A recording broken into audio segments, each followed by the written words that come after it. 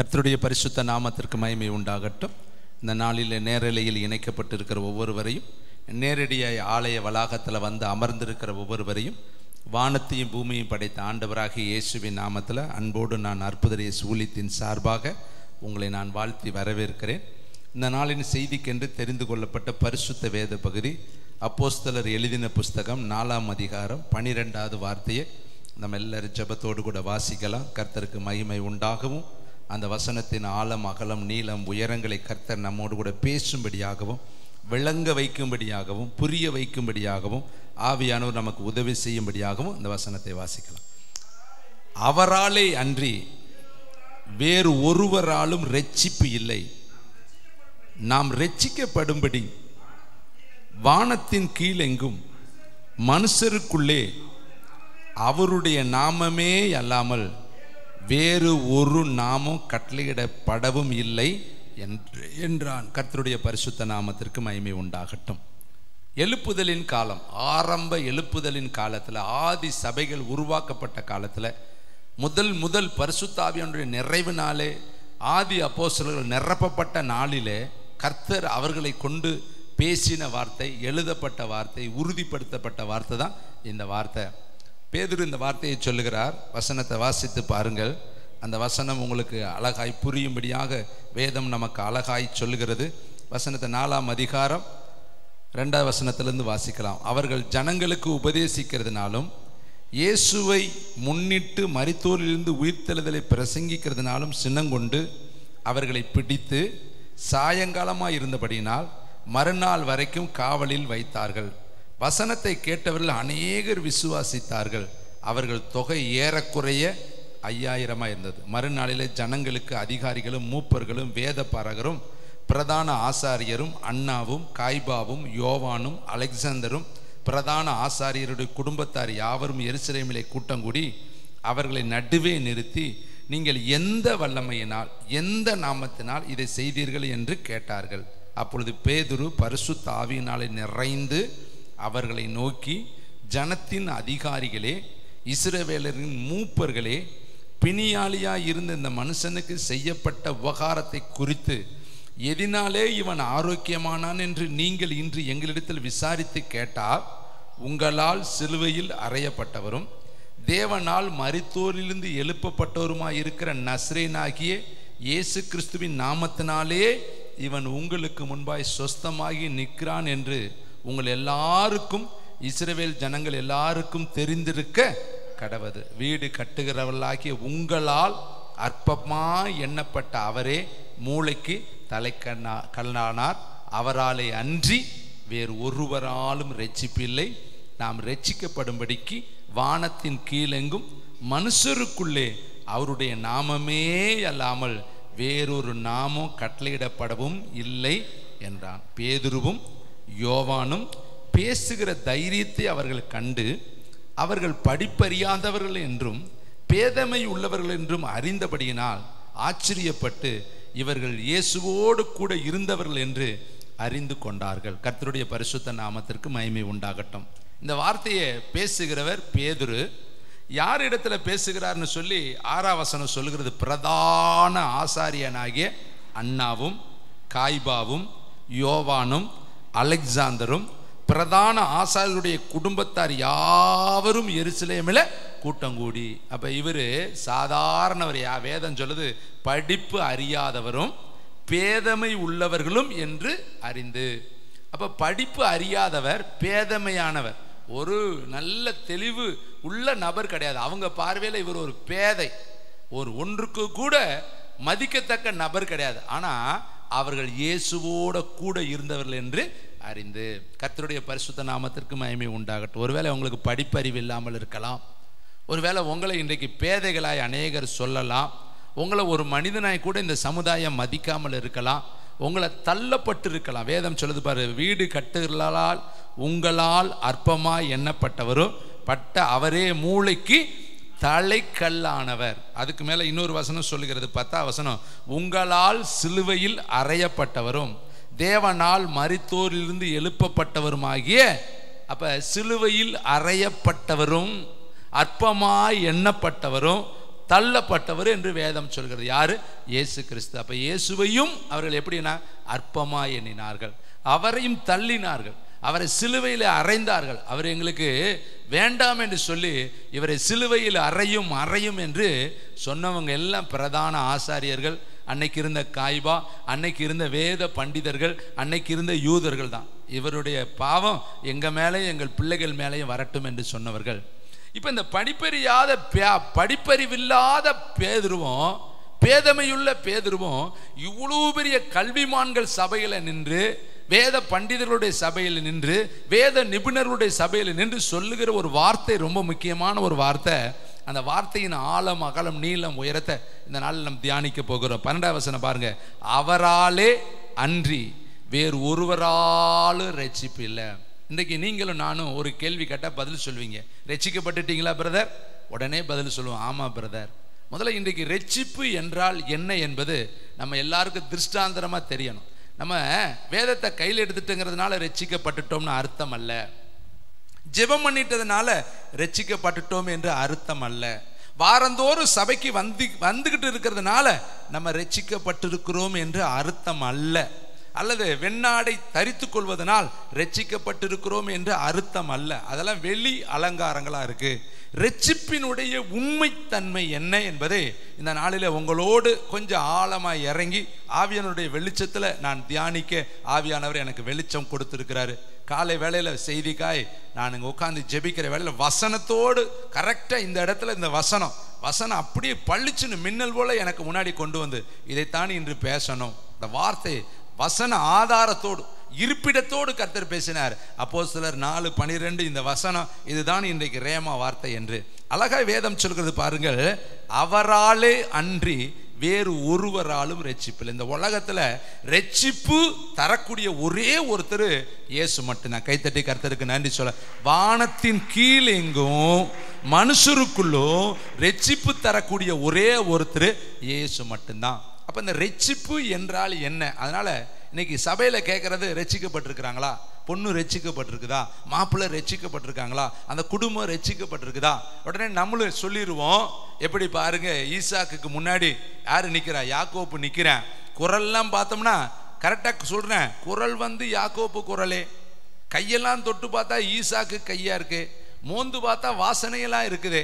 காரணம் இவன் கண்ணு தெரியாதனால ஆசீர்வதிச்சிட்டேன். ஆனா உண்மையிலே யாக்கோப்பு ஏசா போர்வையில வந்து யாக்கோப்பு வாங்கிட்டு போயிட்டான். இது போலதான் நாமும் கூட நம்ம அவங்களுடைய கையில வச்சிருக்கிற வேதத்தை பார்த்துட்டு, அல்லது அவங்களுடைய முகத்தினுடைய பாவனைகளை பார்த்துட்டு, அல்லது அவங்களுடைய வஸ்திரத்தை பார்த்துட்டு சொல்லிடுவோம் அவங்க ரட்சிக்கப்பட்டுட்டாங்க அப்படி நம்ம சொல்லிடுவோம். ஆனா ரட்சிப்பு என்பது என்ன என்பதை இன்னைக்கு வேதத்தின் ஆழத்துக்குள்ள நம்ம போனோம்னா நாம எந்த இடத்தில் இருக்கிறோம், நம்ம உண்மையிலே ரட்சிக்கப்பட்டுட்டோமா அல்லது ரட்சிப்பு என்கிற பெயர்ல வாழ்ந்து கொண்டு இருக்கிறோமா என்பது நமக்கு தெளிவா புரியும். மத்தேயு புஸ்தகம் 1ஆம் அதிகாரம் 21வது வசனத்தை தயவு செய்து, இதெல்லாம் மனப்பாட வசனம் பிரதர், சின்ன பிள்ளைங்களுக்கு சொல்லித்தர வசனம்.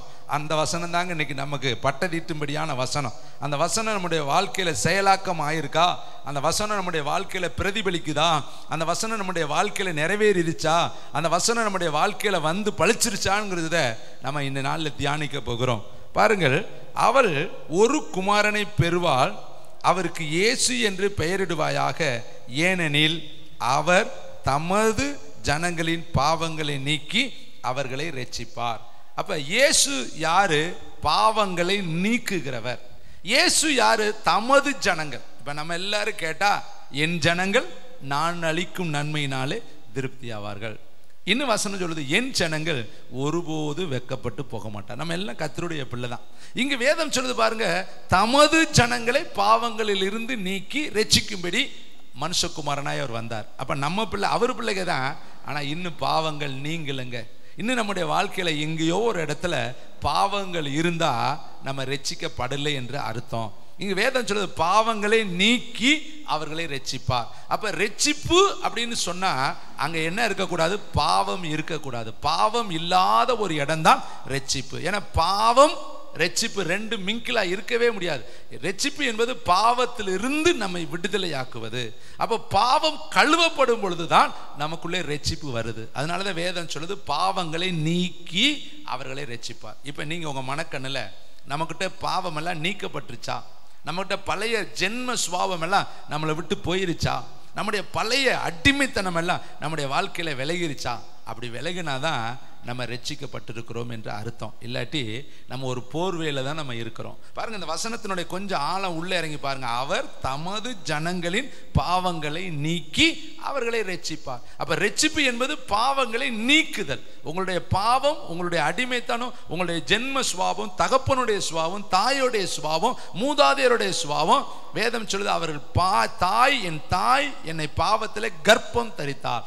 அப்ப தாய்கிட்ட இருந்து நம்ம வரும் பொழுது எப்படித்தான் வர்றோம்? பாவத்தினாலதான் நம்ம ஜனிப்பிக்கப்படுகிறோம். அப்ப இந்த பாவத்தில இருந்து நம்ம எப்பொழுது விடுதலையாக்கப்படுகிறோமோ அப்போதுதான் நம்ம ரட்சிக்கப்பட்டிருக்கிறோம் என்று அர்த்தம். ஒருவேளை இன்றைக்கு நம்முடைய வாழ்க்கையில எங்கேயாவது ஒரு பகுதியில பாவம் இருந்தா நம்மளை நாமளே ஏமாத்திக்கிட்டு இருக்கோம். தேவனுடைய பிள்ளைகளை, வேதம் சொல்லுது தன் பாவங்களை மறைக்கிறவன் வாழ்வடைய மாட்டான், அவைகளை அறிக்கை செய்து விட்டு விடுகிறவன் இரக்கம் பெறுவான். அப்ப நமக்கு வாழ்க்கையில அறிக்கை செஞ்சுட்டு விட்டுறணும். நம்முடைய வாழ்க்கையில என்னென்ன ரகசிய பாவங்கள், சிலருடைய பாவங்கள் வெளியரங்கமா இருக்கும், சிலருடைய பாவங்கள் வெளியே தெரியவே தெரியாது. அவங்க இப்படியானு நம்ம எப்ப தெரியும்? ஒரு நாளைக்கு தான் தெரியும். அப்ப நாங்க நல்லவர் நினைச்சோமே, நல்லா பேசுவாரே, இவரும் இப்படி பண்ணிட்டார். சாந்த குணமுள்ளவன் மோசையை ஆண்டவரே பாராட்டினார். அந்த சாந்த குணமுள்ளவன் என்ன பண்ணிட்டான் தெரியுமா?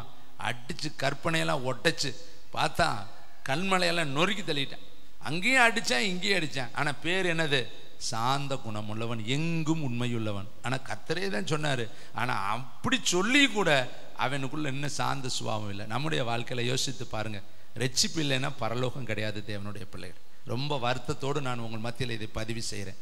எவ்வளவுதான் ஆராதிக்கலாம், எவ்வளவுதான் பாட்டு பாடலாம், எவ்வளவுதான் காணிக்கை கொடுக்கலாம், எவ்வளவுதான் ஆலயத்துக்கு போகலாம், தான தர்மங்கள் பண்ணலாம், ஊழியம் செய்யலாம். ஆனா பாவத்திலிருந்து விடுதலை பெற்றாதான் நமக்கு ரட்சிப்பு. அதைத்தான் பேதுரு அழகா சொல்றாரு, அவராலே அன்றி வேறு ஒருவராலும் ரட்சிப்பு இல்லை. வானத்தின் கீழ் எங்கும் மனுஷருக்குள்ளும் அவருடைய நாமமே அல்லாமல் ரட்சிக்கப்படுவதற்கு வேறு ஒரு நாமமே கிடையாது. வேற எங்க போனாலும் இந்த உலகத்துல ரட்சிப்பை பெற்றுக்கொள்ளவே முடியாது. இந்த உலகத்துல இயேசு கிறிஸ்து மட்டும்தான் ஒரு மனுஷனை பாவத்திலிருந்து, வியாதியிலிருந்து, வறுமையிலிருந்து, தரித்திரத்திலிருந்து, அடிமைத்தனத்திலிருந்து, ஜென்ம சுபாவத்திலிருந்து விடுதலையாக்க முடியுங்கிறத யாரு சொல்றா? படிப்பறிவில்லாதவர்கள், பேதைகள் சொல்றாங்க. பிளஸ் இயேசுவோடு கூட இருந்தவங்க. இன்னைக்கு ஒருவேளை படிப்பறிவில்லாவிட்டாலும் நீ பரவாயில்லை, ஆனா நீ இயேசுவோடு கூட இரு.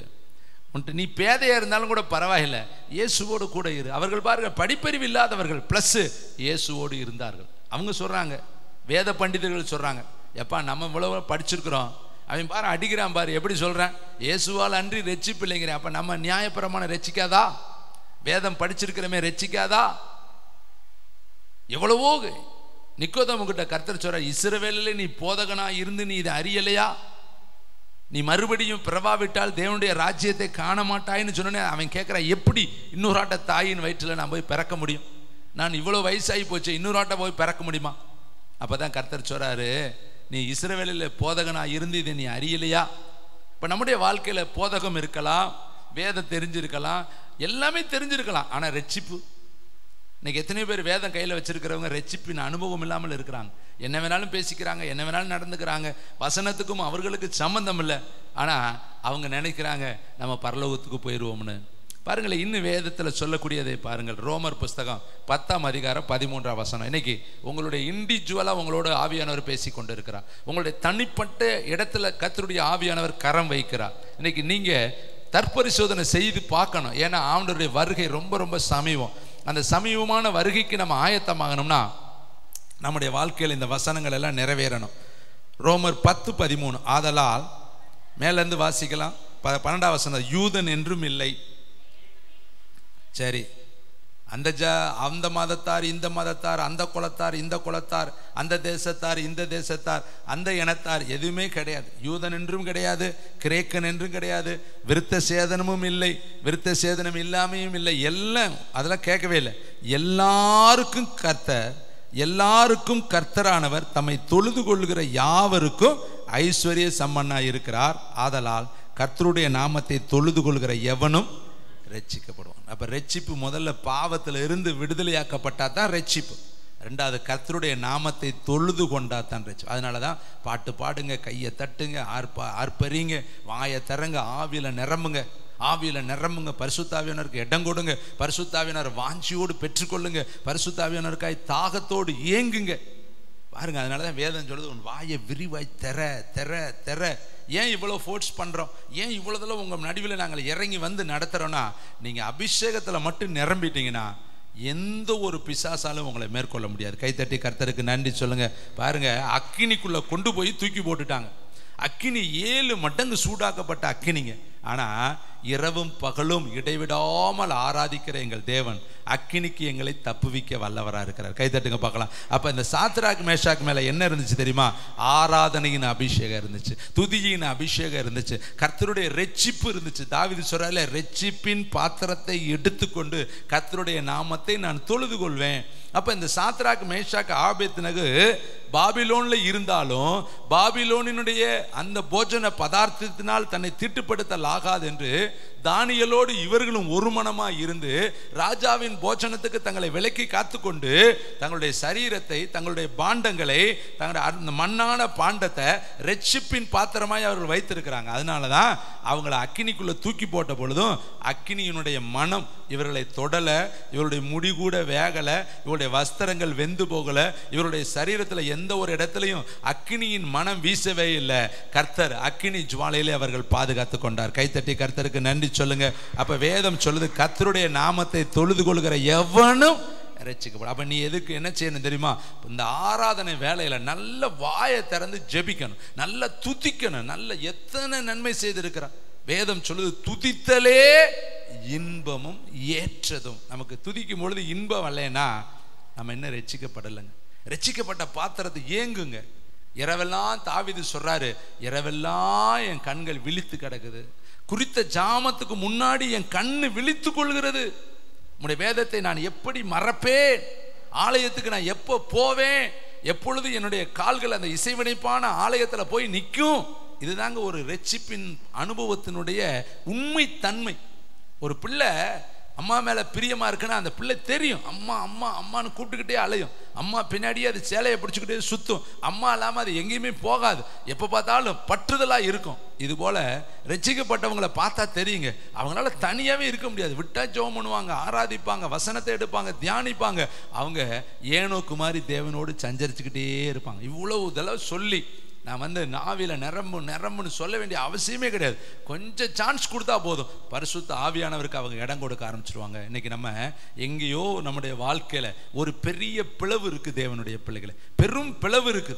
வேதத்தில் சொல்லப்பட்டிருக்கு. பார்த்தீங்கன்னா அந்த ஐஸ்வர்யவான் சொல்றேன், நான் அக்கினிக்குள்ள இருக்கிறேன், நீயோ ஆபிரகாம் மடியில் இருக்கிற, உனக்கும் எனக்கும் இடையில ஒரு பிளவு இருக்குது, ஒரு பெரிய இடைவெளி இருக்குது. நீ அங்கேயும் வர முடியாது, நான் இங்கேயும் வர முடியாது. அப்போ ஆவியானவர் நமக்குள்ள வரணும்னா நமக்குள்ள ஒரு பிளவு இருக்கக்கூடாது. ஏசாயாவில் வாசிக்கிறோம், உங்கள் பாவங்களே உங்கள் அக்கிரமங்களே உங்களுக்கும் உங்கள் தேவனுக்கு நடுவாக என்னத்தை உண்டாக்குது? பிரிவினை உண்டாக்குகிறது. பாருங்க, அவர் வீட்டுக்குள்ள இருக்கிறா, கதவு சாத்தி இருக்குது, ஏசப்பா வெளியே நிற்கிறாரு, வாசற்படியில் நின்று கதவை தட்டுறாரு. கதவை தர உத்தமியே புறாவே, என் கதவை தர, என் தலை நனையுது, பனியினால் நனையுது. சாவி துவாரத்தின் வழியா கையை விட்டு பார்க்குறாரு. ஆனால் அவ சொல்றா, நான் வஸ்திரத்தை களைஞ்சு போட்டுட்டேனே, நான் நைட்டு உடைய போட்டிருக்கிறேனே, நான் என் ரெச்சிப்பின் வஸ்திரத்தை கழட்டி வச்சுட்டேனே, இப்போ நான் எப்படி எந்திரிக்கிறது? என் பிள்ளைகள் எல்லாம் பக்கத்தில் படுத்திருக்கிறாங்களே, நான் எந்திரிச்சு வரணும்னா எனக்கு நேரம் ஆகுமே. இவரும் எவ்வளவோ நேரம் சொல்றாரு, உத்தமியேங்கிறாரு, நேசரேங்கிறாரு, எவ்வளவோ அன்பு நிறைந்த வார்த்தைகளை சொல்லிட்டு அவர் அப்படியே என்ன பண்ணிட்டார்? கிளம்பிட்டாரு. இவளுக்கு மனது உண்டாகும் பொழுது, எழுதியிருக்கு மனது உண்டாகும் பொழுது. இவளுக்கு எப்போ மனது உண்டாகிறது? யோசேப்பு யாக்கோபுடைய எலும்புகளை தூக்கிட்டு வர்றேன். எங்கே வர்றாங்க தெரியுமா? மக்பெல்லாவுக்கு வர்றேன். அப்பயே இந்த புத்தி உள்ளவனை என்ன பண்ணியிருக்கலாம்? பேசாம நம்ம ஊருக்கு போயிடலாம், காண பஞ்சம் தான் தீர்ந்துருச்சே, இன்னும் எதுக்குடா நம்ம எகிப்துக்கு போகணும்? அவன்கிட்ட போய் நம்ம எதுக்கு மாட்டிக்கொள்ளணும்? நம்ம இப்படியே போய் நம்ம ஊரில் இருந்துக்கலாமே, ஏதோ பஞ்ச காலத்தில் போகணும் சத்தேன், இனிமேல் நம்ம எதுக்கு அங்கே போகணும்? அந்த காலம் முடிஞ்சிருச்சு இல்லையா? அப்பாவும் இறந்து போயிட்டார் இல்லையா? அங்கே தான் எல்லாம் முடிஞ்சிருச்சு, நம்ம ஊருக்கு போயிடலான்னு அந்த புத்தியுள்ள நினச்சிருந்தானா திரும்ப எங்கே போயிருக்க மாட்டான்? எகிப்திற்கு போயிருக்க மாட்டான். இப்போ இவங்க நினச்சது என்ன தெரியுமா? அதான் யோசேப்பு ஒரு தர்மகர்த்தா இருக்கிறேன், நல்லா நமக்கு சாப்பாடு கொடுக்குறேன், வேணுங்கிறத கொடுக்குறேன். அவன் இருக்கிற வரை நம்ம வண்டி ஓடிடும். நம்ம இங்கே போனால் ஆடு மேய்க்கணும், மாடு மேய்க்கணும். அவன் நமக்கு நல்லா குருத்துவப்பட்ட மாதிரி ஒரு பெரிய பட்டை கொடுத்து கோசைன் நாட்டில் வச்சிருக்கிறேன். நல்லா ராஜாவினுடைய பதவி கிடச்சிருக்கு, ராஜாவோடைய ஆடு மாடுகளை விசாரிக்கிற பதவி கிடச்சிருக்கு. இப்படியே சொகுசாக வண்டியை ஓட்டலான்டான்ட்டு எல்லா பேரும் திரும்பி எங்கே தான் போனேன், வந்துட்டாங்க, கானானுக்குள்ளே வந்துட்டேன். அங்கே போயிட்டு வர்றான்ல. அப்போ புத்தியுள்ளவன் என்ன பண்ணியிருக்கணும், இப்படியே விடுறான் நம்ம ஊருக்கு வண்டியை, நம்ம இருந்தது அங்கே போதும், அப்படி போயிருந்தான்னா இவ்வளோ பெரிய பிரச்சனை வந்திருக்காது. இப்போ எந்த இடத்துல சொர்க்கமாய் அவன் சோறு கண்ட இடம் சொர்க்கமாக நினச்சிட்டு இருந்தானோ, யோசேப்பை அறியாத ஒரு ராஜா வந்தேன், இஸ்ரவேல் மக்களை கொடுமைப்படுத்தினேன், கடைசியில் தாளடிகள் கூட கிடைக்கல. இப்போ இவன் பிறப்பெல்லாம் நினைச்சாலும் முடியல, இப்போ இவன் விட மாட்டேங்கிறான். அப்போ வந்திருக்கலாம் இல்லையா, யோசேப்பு இருக்கிறப்ப அவன் என்ன பண்ணியிருக்கலாம், தன்னுடைய ஊருக்கு எல்லாரும் யோசித்து பாருங்க, தியானிச்சு பாருங்க. ஏன் வரலன்னா எங்கே கிடைக்குதோ சுகம் அந்த இடத்துல அப்படியே மனுஷன் இருந்துக்கிறாங்க. இவனுக்கு மனது எப்போ உண்டாகிறது, இவனுக்கு மனது உண்டாகிறப்ப வேற ராஜா வந்துட்டான், விட மாட்டேங்கிறேன். எத்தனை வருஷம் ஆகி போச்சு, 430 வருஷம் ஆகி போச்சு. 430 வருஷம் அந்த ஊர்லயே இருக்கிறாங்க, அடுத்த ஊர்ல. யோசித்து பாருங்க. இதே போலதான் யாக்கோப்பு என்ன பண்ணாரு, என்னைக்கு ராகேல பார்த்தாரோ அன்னைக்கு அவர் பரலோகத்தையே பார்க்கறத விட்டுட்டார். 20 ஆண்டுகள் தேவன் அவரிடத்துல பேசல. அதுக்கு பின்னாடி பார்த்தா எந்திரிச்சு சொல்றாரு, கர்த்தர் யாக்கோப்புக்கு தரிசனமாகி, நீ எழுந்து எகிப்திற்கு போ, யோசேப்பு உன் கரங்களால் அடக்கம் பண்ணுவேன், நான் உன்னோடு கூட எகிப்திற்கு வருவேன்னு 20 வருடத்துக்கு பின்னாடி தான் பேசுறார். அப்ப 20 வருஷம் இவனுக்கு யாரு பிரதானமான மனுஷியா தெரிஞ்சிச்சு, ராகேல். அப்புறம் பார்த்தா லேயாள், அப்புறம் பார்த்தா பில்பால், அப்புறம் பார்த்தா சில்பால், அப்புறம் பார்த்தா ரூபன், அப்புறம் பார்த்தா காத்து, அப்புறம் பார்த்தா தீனாள், அப்புறம் பார்த்தா செபுலோன், நப்தலி. இதுலேயே ஆடு மாடு பார்த்தா வெள்ளை பட்டையை இங்கிட்டு போட, இந்த பட்டையை இங்கிட்டு போட, இப்படியே ஓட்டிட்டேன். ஒரு நாளும் போய் கர்த்தர்கிட்ட துதித்து ஜெபம் பண்ணி ஆராதிச்சு தேவ சத்தத்தை அவன் கேட்கலங்க. ஏன், அவனுக்கு இப்போ என்ன மனது உண்டாகலை. நமக்கு தான் எல்லாம் பெருகிருச்சே, நமக்கு தான் ஒரு சொடக்கு விட்டா இத்தனை பேர் பிள்ளைகன்னா ஓடி வருதுங்க, 10 பிள்ளைங்க. இங்கிட்டு பார்த்தா மந்த இருக்குதா, எதுக்கு? எல்லாம் இருந்தால் யார் ஜெபம் பண்ணுவா? நீங்களே எல்லாம் இருந்தால் ஜெபம் பண்ணுவீங்களா? எல்லா வசதி வாய்ப்போடு நீங்கள் இருந்தீங்கன்னா எப்படி ஜெபம் பண்ணுவீங்க? அதான் சொல்லுவீங்க எல்லாமே இருக்கே பிறகு. இப்போ ஏன் ஜெபம் பண்ணுறது தெரியுமா? இல்லையே இல்லையே இல்லையே, கொடுக்கலையே, தரலையே, டிலே ஆகுதேன்னு பரலோகத்தை பிடிச்சி என்ன பண்ணிட்டு இருக்கிறோம். அதனால தான் வேதம் சொல்லுது, முப்பரத்திலும் பிப்பரத்திலும் கரத்தை வச்சு என்னை நெருக்குகிறீர். 20 ஆண்டுகள் இவன் தரிசனத்தெல்லாம் மறந்து போயிட்டான். கர்த்தர் மேலே இருந்து தாங்க பேசினார். ஆனால் பேசினவரோடு அவன் பேசியிருந்தானா ராகேலை யாருன்னு கண்டுபிடிச்சிருப்பான். ராகேலா லேயாலேன்னே தெரியல பாருங்க. அப்போ எந்த அளவுக்கு இவன் மதியினவனா இருந்திருக்கான் பாருங்க. கர்த்தரிடத்தில் விசாரிச்சிருக்கலாம் இல்லையா? இந்த பொண்ணுக்கு 7 வருஷம் ஆட்டுக்குட்டி மேய்க்கிற, நீ எதுக்கு வாயை திறந்து சொல்லணும்? ஆண்டவர் இடத்துல கேட்டிருக்கலாம்ல, இதுதான் எனக்கு தெரிந்து கொள்ளப்பட்ட பாத்திரமானு கேட்டிருக்கலாம்ல. பார்த்த உடனே அவன் வரல, என்ன பண்ணிட்டான்? மாமா வீட்டு பொண்ணா உடனே ரசிக்கப்பட்ட பொண்ணா, எனக்குன்னு நியமிக்கப்பட்ட பொண்ணான்னு அவன் கேட்கலையே. கேட்காம அட்வான்ஸா இவனா போய் வாயை விட்டு எத்தனை வருஷம் வாழ்ந்துட்டான் பாருங்க. அருமையான தம்பி தங்கச்சி, மனது உண்டாகும் பொழுது இவ எலும்புறா, மணவாளன் போயிட்டார். அருமையான தம்பி, இங்கு வேதம் அழகாய் சொல்லுது, கர்த்தருடைய நாமத்தை தொழுது கொள்கிற, பக்கத்தில் சொல்லுங்க, எவனும் யூதன் என்று இருக்கலாம், அவன் கிரேக்கன் என்று இருக்கலாம், அவன் சமாரியன் என்று இருக்கலாம், யாரானாலும் இருக்கலாம். கர்த்தருடைய நாமத்தை தொழுது கொள்ளிட்டால் அவன் ரட்சிக்கப்படுவான். அப்ப ரட்சிப்புக்கு ஒன்று, பாவத்திலிருந்து விடுதலை அடைஞ்சா ரட்சிக்கப்படலாம். 2வது தொழுது கொண்டா தான் ரட்சிக்கப்பட முடியும். தொழுது கொள்ளாதவன் எப்படி ரட்சிக்கப்படுறது? வாயை திறந்து தொழுது கொள்ளணுங்க. வேதம் சொல்லுது, ரட்சிப்பு உண்டாக வாயினால் என்ன செய்யப்படணுமா? அறிக்கை செய்யப்படணும். அதே நீதி ரோமர் 10:10 வாசிங்க, எல்லாருமே படிக்கலாம், வசனத்தை படிக்கணும், தயவு செய்து படிக்கலாம். நீதி உண்டாக இருதயத்தில் விசுவாசிக்கப்படும், ரட்சிப்பு உண்டாக வாயினால். அதுக்கு தாங்க வாயத்தரங்க, சத்தம் போடுங்க, துதிங்க, கத்துங்க, ஆர்ப்பரிங்க, வாயத்தரங்க, விசுவாச. ஏன் வாயுள்ளவன் கேட்க கடவன், காது உள்ளவன் கேட்க கடவன். உன் இருதயத்தின் நிறைவினால் வாயி பேசுவோம். இருதயம் அன்பினால் நிரம்பியிருந்தா, வசனத்தினால் நிரம்பியிருந்தா, நீ வசனத்தையே சொல்லுவையே. இந்த வசனம் எல்லாம் நான் மெசேஜுக்கு உட்காந்தோன்னே கடகடன்னு வருது, எல்லாம் எழுது. இதெல்லாம் நான் இன்னைக்கு அவங்களோட பேசணும். வசனம் எல்லாம் அப்படி பளிச்சு முன்னாடி நிக்குது. இது எங்க இருக்கிற வசனம்? எப்படி இது? உடனே ஆண்டவர் கால் பண்றாரு, இதெல்லாம் இங்க இருக்கு, எடுத்து இதெல்லாம் பேசு, என் ஜனங்களோடு இதை பத்தி சொல்லு. இன்னும் என் ஜனங்கள் தொழுது கொள்கையில குறைவுள்ளவர்களாக இருக்கிறார், அறிக்கை செய்வதில் குறைவுள்ளவர்களாக இருக்கிறார்கள். மரணமும் ஜீவனும் நாவின் அதிகாரத்தில் இருக்கிறது. நல்லா தெரிந்து கொள்ளுங்க. எதை பேசுறீங்களோ அதுதான் உன் வாழ்க்கையில நடக்கும். நீ எதை விதைக்கிறியோ அதுதான் உன்னுடைய வாழ்க்கையில வரும். நல்லதை பேசினேன்னா நல்லது தான் வரும், தீமையை பேசினேன்னா இப்படி ஆயிரும் நினைக்கிறேன், இப்படி ஆயிரும் நினைக்கிறேன், கிடைக்காது கிடைக்காது கிடைக்காதுன்னா கர்த்தர் சொல்லுவார், சரி உன் விசுவாசத்தின்படி ஆக கடவுள். ஏன் சகரியாவை கர்த்தர் ஊமையனாக்குனார் தெரியுமா? அவன் விசுவாசிக்க மறுத்துட்டான். என்ன விசுவாசிக்கிற? நான் கிழவனாய் இருக்கிறேனே, என் மனைவி வயது சென்றவளாய் இருக்கிறாளே. ஒரு போதகன் இப்படி சொல்லலாமா? அவர் வானத்தை பூமியை உண்டாக்கினவர் அல்லவா? இல்லாத ஒன்று இருக்கிறவர்களை அழைக்கிறவர் அல்லவா? அவரால் கூடாத காரியம் ஒன்றுமே கிடையாதே. ஒரு வார்த்தை சொன்னா எல்லாமே நடக்குமே. அவர் சர்வ வல்லமையுள்ளவர் அல்லவா? ஆனா இந்த சகரியாவுக்கு அந்த விசுவாசம் இல்லை. பத்தியா, இன்னைக்கு நாமும் நிறைய சகரியா இங்க உட்காந்துருக்கிறோம்.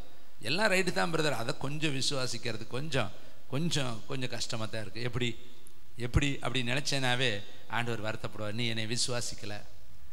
மோசேட்ட சொன்னார் பாரு, நீ என்னை கனம் பண்ணலை, நான் உன்னை பேசத்தானே சொன்னேன், எதுக்கு நீ அடிச்ச? ஆனால் நான் உன்னை வெக்கப்படுத்துகிற தண்ணியை கொடுத்துட்டேன், ஆனால் நீ என்னை கனவீனப்படுத்திட்டியே, என்னை மதிப்பு குறைவாக நடத்திட்டியே, இத்தனை பேத்துக்கு மத்தியில் நீ என்னுடைய நாமத்தை தூஷணம் பண்ணிட்டியே, அதனால் நீ மட்டும் கானானுக்கு போக முடியாது, மற்றவையெல்லாம் போவேன், அது அடுத்த காரியம், நான் அவனை விசாரித்து கொள்வேன். அப்போ உங்களுடைய வாழ்க்கையில் கர்த்தர் என்ன சொன்னாலும் செய்யணுங்க. ஆபிரகாம் இந்த வேலையை செஞ்சார். என்ன தெரியுமா சொன்னார்? ஈசாக்கை பலி செலுத்தும் பொழுது எல்லாத்தையும் கர்த்தர் பார்த்துக்குவார். அவனுக்கு தெரியும், ஆண்டவர் இத்தனை வயசில் எனக்கு குழந்தைய கொடுத்தாரு, இவனை கொண்டு தான் வானத்து நட்சத்திரங்களை போல பெருக பண்ணுவேன்னு சொன்னார், அதனால் இவனை கொண்டு தான் அடுத்த சந்ததி வருன்னு சொல்லி துணிந்து பலி செலுத்த கொண்டு போய் பட்டயத்தை எடுத்து வெட்ட தூக்குனேன். அப்போ தான் கர்த்தர் சொன்னார், பிள்ளையாண்டான் மேலே கையை போடாதேனார். கைத்தட்டி கர்த்தருக்கு நன்றி சொல்லுமா. அப்போ உங்கள் வாழ்க்கையிலையும் விசுவாசம் என்பது நம்பணும், ரட்சிப்பு என்பது வாயினால் என்ன பண்ணணும்? அறிக்கை பண்ணணும். எப்படி சொல்லணும்? வாழ்ந்திருப்பேன், சுகித்திருப்பேன், எலும்புவேன், பிரகாசிப்பேன், உலகத்தை அசைப்பேன், இந்த உலகம் முழுவதையும் கர்த்தருடைய நாமத்தினால் நிரப்புவேன், கர்த்தருக்காக எதையாவது பெரிய காரியத்தை செய்வேன், கர்த்தர் என்னை ஆசீர்வதிப்பா, கர்த்தர் என்னை உயர்த்துவா, கர்த்தருக்காக நான் அக்கினி ரதமாய் எழும்புவேன். எதை நீ பேசுறியோ அதை பரலோகம் லிசன் பண்ணி கவனிக்கும். என் பிள்ளை இப்படிப்பட்ட வார்த்தைகளை சொல்றான், அப்படியே ஆகட்டும். மோசே சொன்னா கர்த்தர் கேட்டார். என்ன சொல்றாரு மோசே? உங்கள் நாமத்துக்கு தூசணம் வந்துடுமே, இப்போ நீங்கள் வாட்டில் கோவப்பட்டுட்டு அடிச்சிட்டிங்கன்னா ஏதாவது ஒன்று ஆகி போயிருமே, ஜனங்கள் எல்லாரும் உன்னை என்ன சொல்லுவாங்க, அதனால அவங்கள மன்னித்தருளுவினால் மன்னித்தருளும், இல்லாட்டி என் பேரையும் ஜீவ புஸ்தகத்துலேருந்து என்ன பண்ணிடும். உடனே கர்த்தர் மோசே சொன்னான், கர்த்தர் கேட்டார். பாருங்க, மனுஷன் சொல்றதை கர்த்தர் கேட்கிறார். யோசுவா சொல்றேன், சூரியனே தரித்து நில், சந்திரனே தரித்து நில், நான் யுத்தத்தை முடிக்கிற வரையும் நீ என்ன செய்யக்கூடாது, நகரக்கூடாதுன்னு சொன்னோன்னே கை தட்டுங்க. வேதத்தில் ஒரு நாள் சூரியனும் சந்திரனும் அதே இடத்துல யோசுவாவின் சொற்கேட்டு அந்த இயற்கைகள் படைப்புகள் அது ஒரு நாள் நின்றதா. உலக வரலாற்றில் ஒரு நாள் குறைபடுறது அந்த இடத்துல தான். கணக்கீட்டாளர்கள் சொல்றாங்க, ஒரு நாள் எங்கேயோ மிஸ்டு கணக்கில் குறையுதுன்னு பார்த்தா அந்த ஒரு நாள் சூரியனும் சந்திரனும் இந்த உலகத்தில் இதுவரை சூரியன் நின்னது யோசுவாவுடைய காலத்தில் மட்டும்தான் நின்றுருக்கு. வேற எங்கேயுமே மோசே அந்த வேலையை செய்யலை, இன்னும் வந்த எந்த பரிசுத்தவான்களும் அதை செய்யலை. இந்த பெரிய பாக்கியத்தை கர்த்தர் யோசுவாவுக்கு கொடுத்தார். கைத்தட்டி கர்த்தருக்கு. நீங்களும் அப்படிப்பட்ட இயற்கைகளை ஆட்கொள்ளக்கூடிய, இயற்கைகளை கட்டளையிடக்கூடிய தேவனுடைய பிள்ளைகளாய் மாறுங்க. எலியா பாருங்க, யோர்தான்ல கால் வச்சோன்னே பின்னாடி போகுது. அதை எலிசா பார்க்குறேன், ஓ இப்படிலாம் இருக்குதா, எலியாவின் தேவன் பயங்கரமான தேவன் சொல்லிட்டு அக்கறைக்கு போயிட்டு திரும்பி வர்றப்ப அதே சால்வை எடுத்து அடிக்கிறேன், எலியாவின் தேவன் எங்கேன்னு அடிச்சான். அடுத்த நிமிஷம் பார்த்தா அதே யோர்தான் பின்னிட்டது. கைத்தட்டி கர்த்தருக்கு நன்றி சொல்லுங்க. 3 இடத்துல யோர்தான் பிரிந்து போகும். ஒன்று எலியா போறப்ப, அடுத்து எலிசா வர்றப்ப, அடுத்த ஆசாரியர்கள் போறப்ப. கைத்தட்டுங்க. அந்த யோர்தான்ல தான் ஏசப்பா ஞானஸ்தானம் எடுத்தார். அருமையான தம்பி தங்கச்சி, இன்னைக்கு உன்னுடைய வாழ்க்கையில பிரியக்கூடாத பகுதிகள் பிரியும், சேர்க்கக்கூடாத பகுதிகள் சேர்க்கும். கர்த்தரால் எதையுமே செய்ய முடியும். பக்கத்துல சொல்லுங்க, என் தேவனால் முடியும். இயற்கைக்கு அப்பாற்பட்டதை செய்வாருங்க. இன்னைக்கு ஏன் நடக்கல தெரியுமா? நீ வாயில அறிக்கை செய்ய மாட்டேங்கிற. நீ எதை அறிக்கை செய்யற தெரியுமா? நீ எதிர்மறையான காரியத்தை நடக்காது, தரமாட்டாரு, ஃபெயில் ஆயிடுவேன், இது இப்படிதான் ஆயிரும், இப்படிதான் இருக்கு, வேலை கிடைக்காது, நான் வாழ மாட்டேன், எனக்கு இப்படிதான் இருக்கும், இப்படிதான் இருக்கு. நீ மனசுக்குள்ள அதை நினைக்கும் பொழுதே பரலோகம் பார்க்க, நீ இப்படிதானே நினைக்கிற, உன் விசுவாசத்தின்படியே உனக்கு ஆகட்டும். அந்த பெருமாடு என்ன தெரியுமா சொன்னா? நான் அவரை தொடுவேன், நான் சுகமாவேன். இவ யாருக்கிட்டங்க போய் மற்றவங்கள்ட்ட அறிக்கை செஞ்சாலா? மனசுக்குள்ள சொல்றா, தனக்கு தானே தாவீது மாதிரி சொல்லிக்கிட்டா. தாவீது தனக்குள்ளே சொல்லுகிறான், என் ஆத்துமாவே ஏன் கலங்குற, ஏன் திகைக்கிற, தேவனை நோக்கி அமர்ந்துரு, நான் நம்புகிறது அவராலே வரும். கைத்தட்டி சொல்லு பார்க்கலாம். அந்த வசனத்தை கொஞ்சம் பேசு, வசனத்தை பேசுங்க. வசனம் ஜீவன் உள்ளதுங்க. அது இருபுறமும் கருக்குள்ள சொல்லுங்க பார்க்கலாம். நிச்சயமாய் முடிவு உண்டு, என் நம்பிக்கை வீண் போகாது. இதோ என் வழியை நான் அவருக்கு ஒப்புவித்து அவர் மேல் நம்பிக்கையா இருப்பேன். அவரே என் வழிகளை வாக்க பண்ணுவார். என்னை ஒரு நாள் அவர் வெட்கப்படுத்த மாட்டார். யோவான் 14:1 சொல்லுது, உங்கள் இருதயம் கலங்காது இருப்பதாக. தேவனிடத்தில் விசுவாசமாயிருங்கள், என்னிடத்தில் நீங்கள் விசுவாசமாயிருங்க. எவ்வளவு அழகா கர்த்தர் சொல்றார். ஏன் இருதயம் கலங்குது? பயம் வந்தா தாங்க கலங்கும். அந்த கடல்ல போறப்ப சீசர்கள் எல்லாம், ஆண்டவரே மடிந்து போகிறோமே, கவலை இல்லையா? எப்படி கேட்குறாங்க? மடிந்து போக போறேன். ஏன் மடிந்து போனேன்னு தெரியுமா? அவங்க சொல்றாங்க, இவர் தூங்க விட்டுட்டாங்க. அங்கதான் பாத்தீங்கன்னா இயேசு தலையணை வைத்த தலை சாய்த்திருந்தார்னு எழுதி. வேதம் சொல்லுது மனுஷகுமாரனுக்கு தலை சாய்க்க இடம் இல்லைன்னு. ஆனா அந்த இடத்துல தலை சாய்ச்சிருக்கிறார். ஏன்னா இந்த பயக 12 பேரும் பேச மாட்டானே, இவனா பேசிக்கிட்டே இருக்கேன், இவனா கொசலை விசாரிச்சுக்கிட்டே இருக்கேன், இவனோட பேச, அவனோட பேச, அவனோட இவங்க தான் பேசிக்கிறாங்களே ஒழிய யாராவது ஒருத்தனாவது வந்து இயேசுபாட்ட உட்காந்து அவரை தூங்க விடாம அவரிடத்துல ஏதாவது ஒரு காரியத்தை கேட்டிருந்தா நிச்சயமாய் கர்த்தர் என்ன பண்ணியிருப்பாரு? அவங்களோட பேசியிருப்பாரா இல்லையா? இப்ப கர்த்தரை இவங்க தூங்க விட்டுட்டாங்க. இதை கேட்கிற தம்பி தங்கச்சி, இன்னைக்கு உன் வாழ்க்கையில கர்த்தரை தூங்க விட்டியோ? கொஞ்சம் நீ உன்னுடைய இருதயத்தை அனலைஸ் பண்ணிப்பார். உன் வாழ்க்கையில கர்த்தரை எவ்வளவு நேரம் தூங்க விட்டுருக்கிற? வேதம் சொல்லுது, அவர் தூங்காமல் உறங்காமல் நம்மளை பாதுகாக்கிறவர். இஸ்ரவேலை காக்கிற தேவன் தூங்குவதும் இல்லை, பகலிலே வெயிலாகிலும் இரவிலே நிலவாகிலும் சேதப்படுத்த மாட்டாருன்னு சொல்லி இருக்கிறார். ஆனா நம்ம என்ன பண்ணிடுறோம் தெரியுமா? அவர்கிட்ட பேசுறதுக்கு நமக்கு நேரம் இல்லை. நம்ம செல்லு பார்க்க நேரம் இருக்கு, பத்திரிக்கை படிக்க நமக்கு நேரம் இருக்கு, குசல விசாரிக்க கிழவிகள் பேச்சுக்கு நமக்கு நேரம் இருக்கு, ஊர் உலகத்துக்கு போயிட்டு வர்றதுக்கு நமக்கு நேரம் இருக்கு. நம்மளால தனிமையா இருக்கவே முடியல. எங்கேயாவது ஒருத்தரோட ஜாயிண்டா தான் இருக்கிறோம். ஒன்று உன் வீட்டில் தனிமையாக இருந்தால் போய் பக்கத்து வீட்டில் பேச ஆரம்பிக்கிறேன், இல்லாட்டி எங்கேயாவது ஊருக்கு போகிறேன், யாராவது ஒருத்தரோட மிங்கில் ஆகிறேன். ஆனால் என்னைக்காவது போய் ஆலயத்தில் உட்காந்து ஜெபம் பண்ணுவோம், தேவனோடு நம்மளோட இருதயத்தை இணைக்கலாம். மோசே பாருங்க, கூடாரத்துக்கு வந்துட்டாரு, ஆனால் யோசுவா ஆசரிப்பு கூடாரத்தை விட்டு பிரியாது இருந்தான். அவன் ஒரு வாலிப பையங்க, அவனுக்கு எவ்வளவு என்கேஜ்மெண்ட் இருக்குன்னு தெரியுமா? அவனுக்கு உள்ள எவ்வளவு நண்பர்கள் இருப்பாங்க. ஆனால் அவன் எல்லாத்தையும் வாலிப வயதில் வெறுத்துட்டாங்க. வேணாம், வாலிபர்களாக எனக்கு வேண்டாம், நான் மோசை மாதிரி மாறணும், மோசையினுடைய தேவன் என்னுடைய தேவனா மாறணும், மோசை மாதிரி நானும் ஒரு பயங்கரமான அவன் அந்த மோசையை மாதிரியா பார்த்துக்கிட்டே இருக்கான். ஏன்னா அவரை ஃபாலோ பண்ணிக்கிட்டே இருக்கிறான். ஏன்னா அங்கே பார்த்தீங்கன்னா சீனாய் மலை மேலே ஏறி போறப்பையும் கூட போறேன், அங்கே யுத்த களத்துக்கும் போறப்ப பார்த்தா அவர் கையை தூக்கிட்டு இருக்கிறத அவன் அங்கிருந்து யுத்தம் பண்ணிக்கிட்டே பார்க்குறேன். அவனை எப்போ பார்த்தாலும் மோசையை மாதிரியா பார்த்துட்டு அடுத்து நானும் மோசையா மாறணும் மாறணும் மாறணும் உள்ளத்துக்குள்ள ஆசைகளை வளர்த்து அதை பார்த்த தேவன் தான் சொல்றாரு, மோசே உன் கணத்துல இவனுக்கு கொஞ்சம் கணத்தை கொடு, உனக்கு அடுத்து நான் இவனை உயர்த்த போறேன்னாரு. கைத்தட்டி கர்த்தர், நீ ஆசைப்படுங்க, கர்த்தருடைய இருதயத்தை அதை பார்ப்படும். ஆண்டவரே, நானும் இந்த ஊழியக்காரர் போல எழும்பணும், நானும் பிரசங்கம் பண்ணணும், நானும் பாட்டு பாடணும், நானும் ஊழியம் செய்யணும், நானும் உலகத்தை அசைக்கணும், நானும் ஒரு உலகத்தை அசைக்கக்கூடிய தேவ மனுஷியாய் மாறணும், மனுஷனாய் மாறணும். ஒரே ஒரு வாழ்க்கைங்க. ப்ராப்பர்சி சொல்கிறேன், இன்னொரு முறை உங்களுக்கு வாழ்க்கை கிடையாது, எனக்கு வாழ்க்கை கிடையாதுங்க. இன்னொரு ஆட்டை பிறந்து வந்து இன்னொரு ஆட்டை ஊழியம் செஞ்சுக்கலான்னா வாய்ப்பு கிடையாது. மனுஷன் ஒரு முறை பிறப்பதும் பின்பு நியாய தீர்ப்பு அடைவதும் மனுஷனுக்கு நியமிக்கூட. அப்போ இந்த ஒரே வாழ்க்கை தான். இந்த ஒரு வாழ்க்கையில எதற்காக வாழலான்னு நினைக்கிறீங்க? உலகத்துக்காக வாழ்ந்தேன்னா உலகம் உன் கூட வராது தம்பி தங்கச்சி. ப்ராப்பர்சி சொல்கிறேன், எழுதி வைத்துக்கொள். உனக்கு உலகம் கூட வராது. எத்தனை கோடி நீ சம்பாதித்தாலும் அந்த கோடி உன் கூட வராது. எத்தனை சொத்து பத்துக்கள் நீ சம்பாதித்தாலும் அந்த சொத்து பத்துக்கள் உன் கூட வராது. எத்தனை நண்பர்கள் இருந்தாலும் உன் கூட அவர்கள் வரமாட்டார்கள். இந்த உலகத்துல எத்தனை ஆஸ்தி ஐஸ்வர்யம் சம்பத்துக்கள் இருந்தாலும் அது உனக்கு ஜீவன் அல்ல. உனக்கு ஒரே ஒரு ஜீவன் இருக்கு, இயேசு கிறிஸ்துவே நம்முடைய ஜீவன். கைத்தட்டி கர்த்தருக்கு நன்றி சொல்லுங்க. இயேசு கிறிஸ்து நம்முடைய ஜீவன், சாவு நமக்கு ஆதாயம். இயேசுவை ஜீவனாய் கொண்டவர்கள் பாக்கியவான்கள் தம்பி தங்கச்சி. நீங்க பாருங்களேன், வேதம் சொல்லுது கர்த்தருடைய நாமத்தை வாயினால அறிக்கை செய்யினால் நமக்கு ரட்சிப்பு வரும். ஃபர்ஸ்ட் சொல்லுங்க, எதனால ரட்சிப்பு? பாவத்தை விட்டுட்டா நமக்கு ரட்சிப்பு வரும், தொழுது கொண்டா நமக்கு ரட்சிப்பு வரும். அடுத்து வாயினால என்ன பண்ணணும்?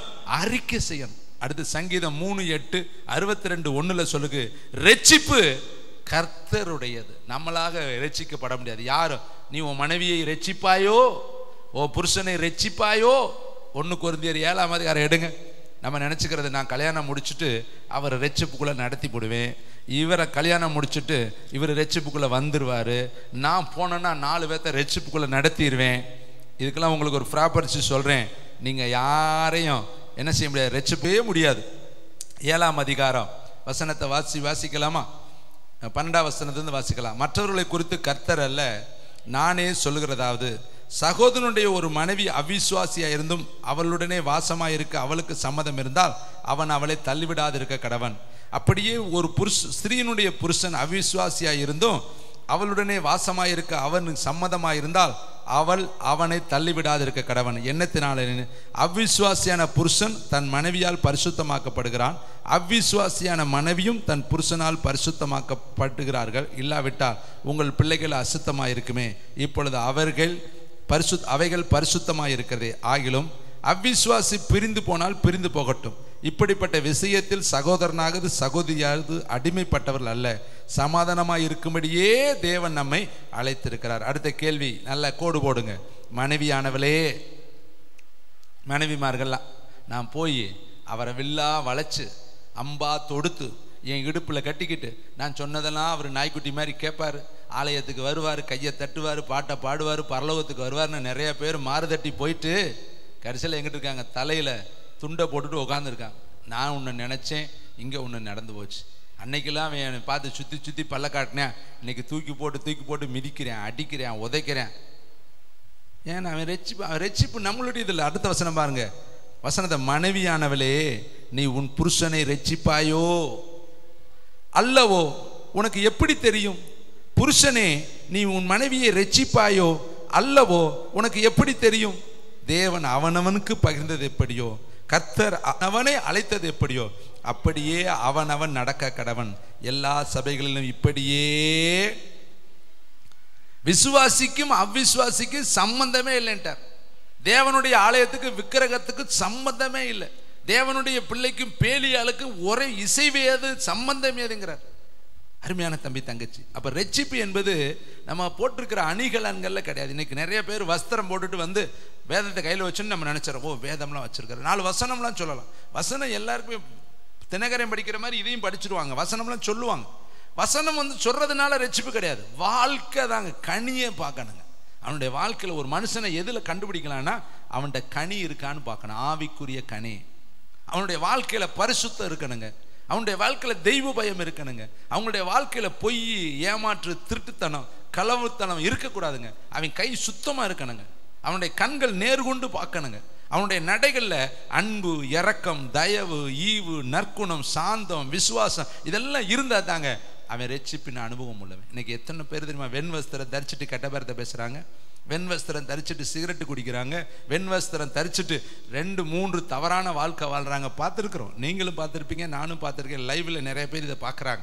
அப்போ வஸ்திரங்கள் நம்மை பரிசுத்தவானாய் மாற்றி விடாது. பரிசுத்த வஸ்திரத்தை வைத்து நம்ம பரிசுத்தவான் என்று எடை போற்றக்கூடாது. இங்கே வேதம் சொல்லுது ரெச்சிப்பு கர்த்தருடையது. அப்போ ஒரு மனுஷனை கர்த்தர் தான் ரட்சிக்க முடியும், நீ நானும் ரட்சிக்கவே முடியாது. இன்னைக்கு ரட்சிக்கப்பட்டிருக்கிற நீங்களும் நானும் பாக்கியவான்கள். வேதம் சொல்லுது, பிதாவாகிய தேவன் ஒருவனை இழுத்து கொள்ளாவிட்டா, கைத்தட்டுங்க, சந்தோஷமா இல்லையா? நீங்க இழுத்து கொள்ளப்பட்டவங்க.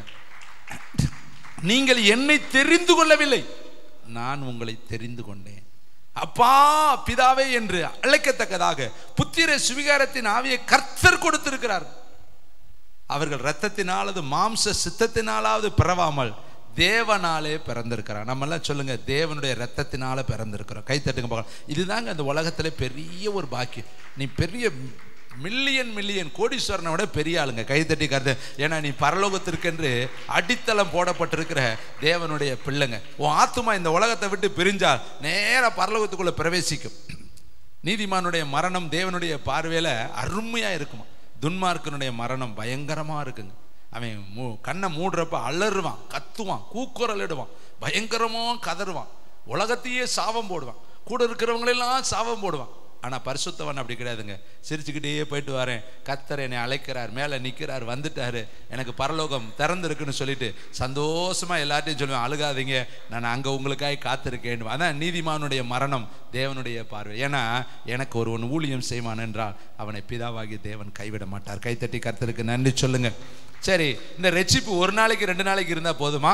வேதம் சொல்கிறது, மத்தேயு 24:13 எடுத்து எல்லாரும் வாசிங்க. நேற்று நான் நல்லா தான் பிரதர் இருந்தேன், போன வாரம்லாம் நான் கரெக்டாக இருந்தேன் பிரதர், இந்த வாரத்தில் தான் லேசாக கொஞ்சம் ஓட்ட விழுந்துருச்சு. அதுக்கு வேதம் என்ன சொல்லுகிறது? வேதம் சொல்லக்கூடிய ஆலோசனை என்ன?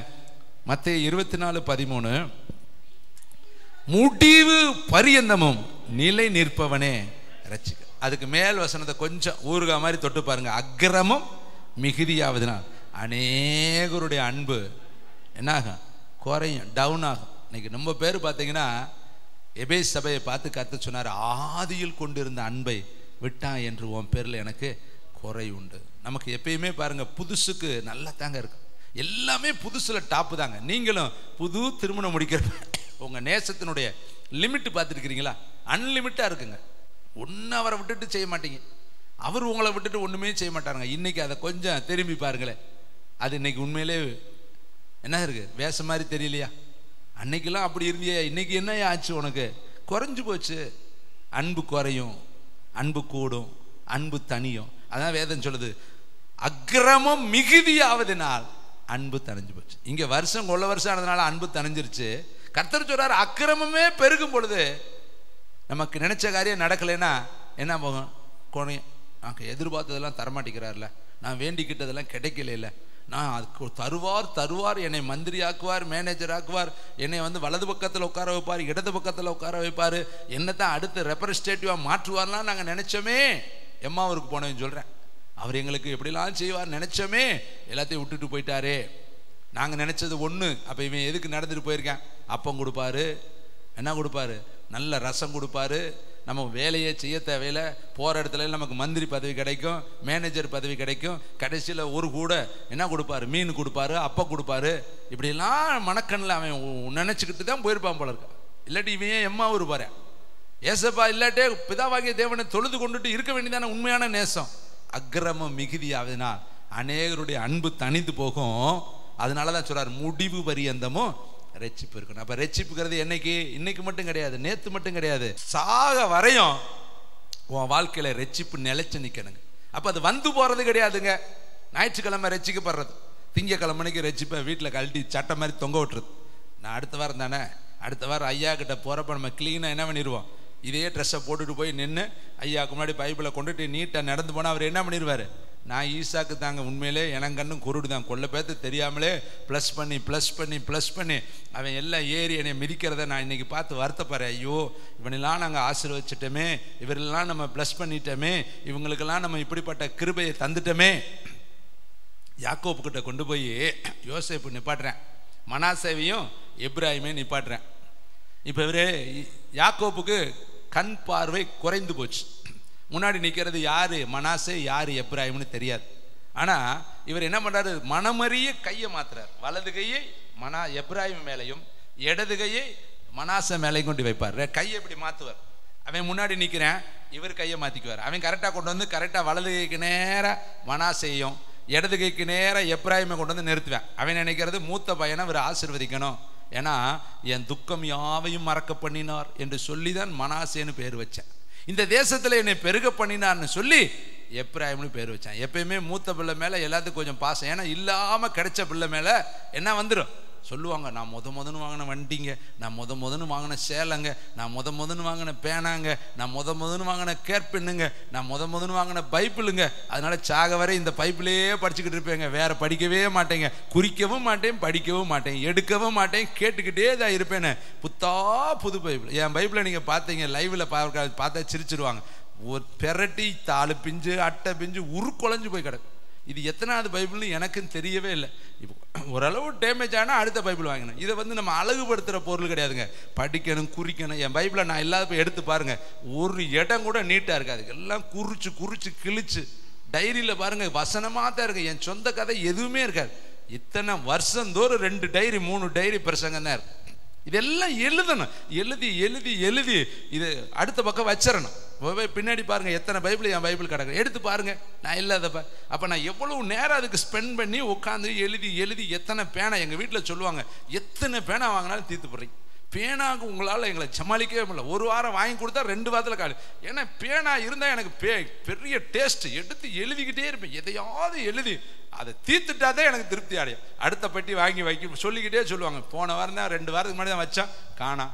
காலையில் ஒரு பேனா தூக்கி வைப்பேன், சாயந்தரம் ஒரு பேனா போகிற பக்கம் கொடுத்துருவேன். எங்கேயாவது இந்த பைபிளில் பார்த்தா 4 பேனா இருக்கும், அங்கே வீட்டில் போய் பார்த்தா 4 பேனா கிடக்கும். ஏன்னா இருந்தால் தானே எழுதுறதுக்கு.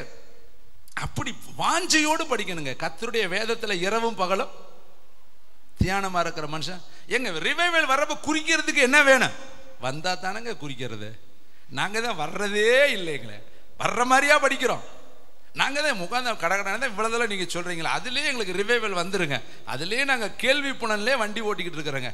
இது விளங்குமா? இந்த வண்டி போய் எங்கேயாவது ரொக்க முட்டிட்டு தாங்க நிற்க. நீங்கள் உட்காந்து ஆராய்ச்சி செய்யுங்க. எஸ்ரா வேத ஆராய்ச்சியாளன், அவன் பக்குவமாய் ஜனங்களுக்கு போதிப்பானான். அவன் போதிக்கும் பொழுது மக்களுடைய இருதயம் குத்தப்படுமா. அப்போ நம்முடைய வாழ்க்கையில நீ சமயத்துக்கு ஏற்ற போதகனா இருன்னு பவுல் தீமோத்தேயுக்கு எழுதுறார். நீ போதகம் பண்ணும்பொழுது சமயத்துக்கு ஏற்றது யாருக்கு என்ன வசனம் சொல்லணும், ஒரு வீட்டுக்குள்ளே போனால் இந்த வீட்டுக்கு என்ன சொல்லணும், ஒரு நபரை பார்த்தா இந்த நபருக்கு என்ன சொல்லணும், ஒரு முதிர்வேல்னா அவர்களுக்கு என்ன சொல்லணும், ஒரு திருமணம் முடித்தவர்கள்னா அவர்களுக்கு என்ன சொல்லணும், ஒரு வாலிப பெண்ணா அவங்களுக்கு எப்படி சொல்லணும், வேலை இல்லாதவனா அவனுக்கு எப்படி சொல்லணும். அப்போ ஒரு ஊழியக்காரன் சமயத்துக்கு ஏற்ற சகாயனா அவன் ஊழியம் செய்யணும். ஒரே வசனத்தை எடுத்துக்கிட்டு உலகத்தில் போகிற வக்கம்லாம் சொல்லிக்கிட்டே இருந்தேன்.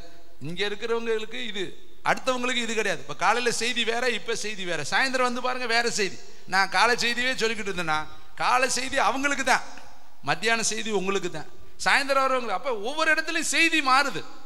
ஏன்னா கர்த்தர் வித்தியாசமாய் பேசுகிறவர். எபேசுக்கு வேற மாதிரி, சிமிர்னாவுக்கு வேற மாதிரி, தியத்தீராவுக்கு வேற மாதிரி, லவோதிகாயாவுக்கு வேற மாதிரி, எல்லா சபைக்கும் அவங்க ஒரே இதை சொல்லல, ஒவ்வொரு சபைக்கும் வித்தியாசமாய் கர்த்தர் சொன்னார். அப்போ இங்கே இதை கேட்குற லைவ்ல இருக்கிற ஊழியக்காரனாலும் சரி, ஒரே வார்த்தையை ஊரெல்லாம் பிரசங்கம் பண்ணக்கூடாது. அடுத்தடுத்து ஜெபம் பண்ணி வார்த்தையை வாங்கி கர்த்தர் இடத்துல கேட்கணும்.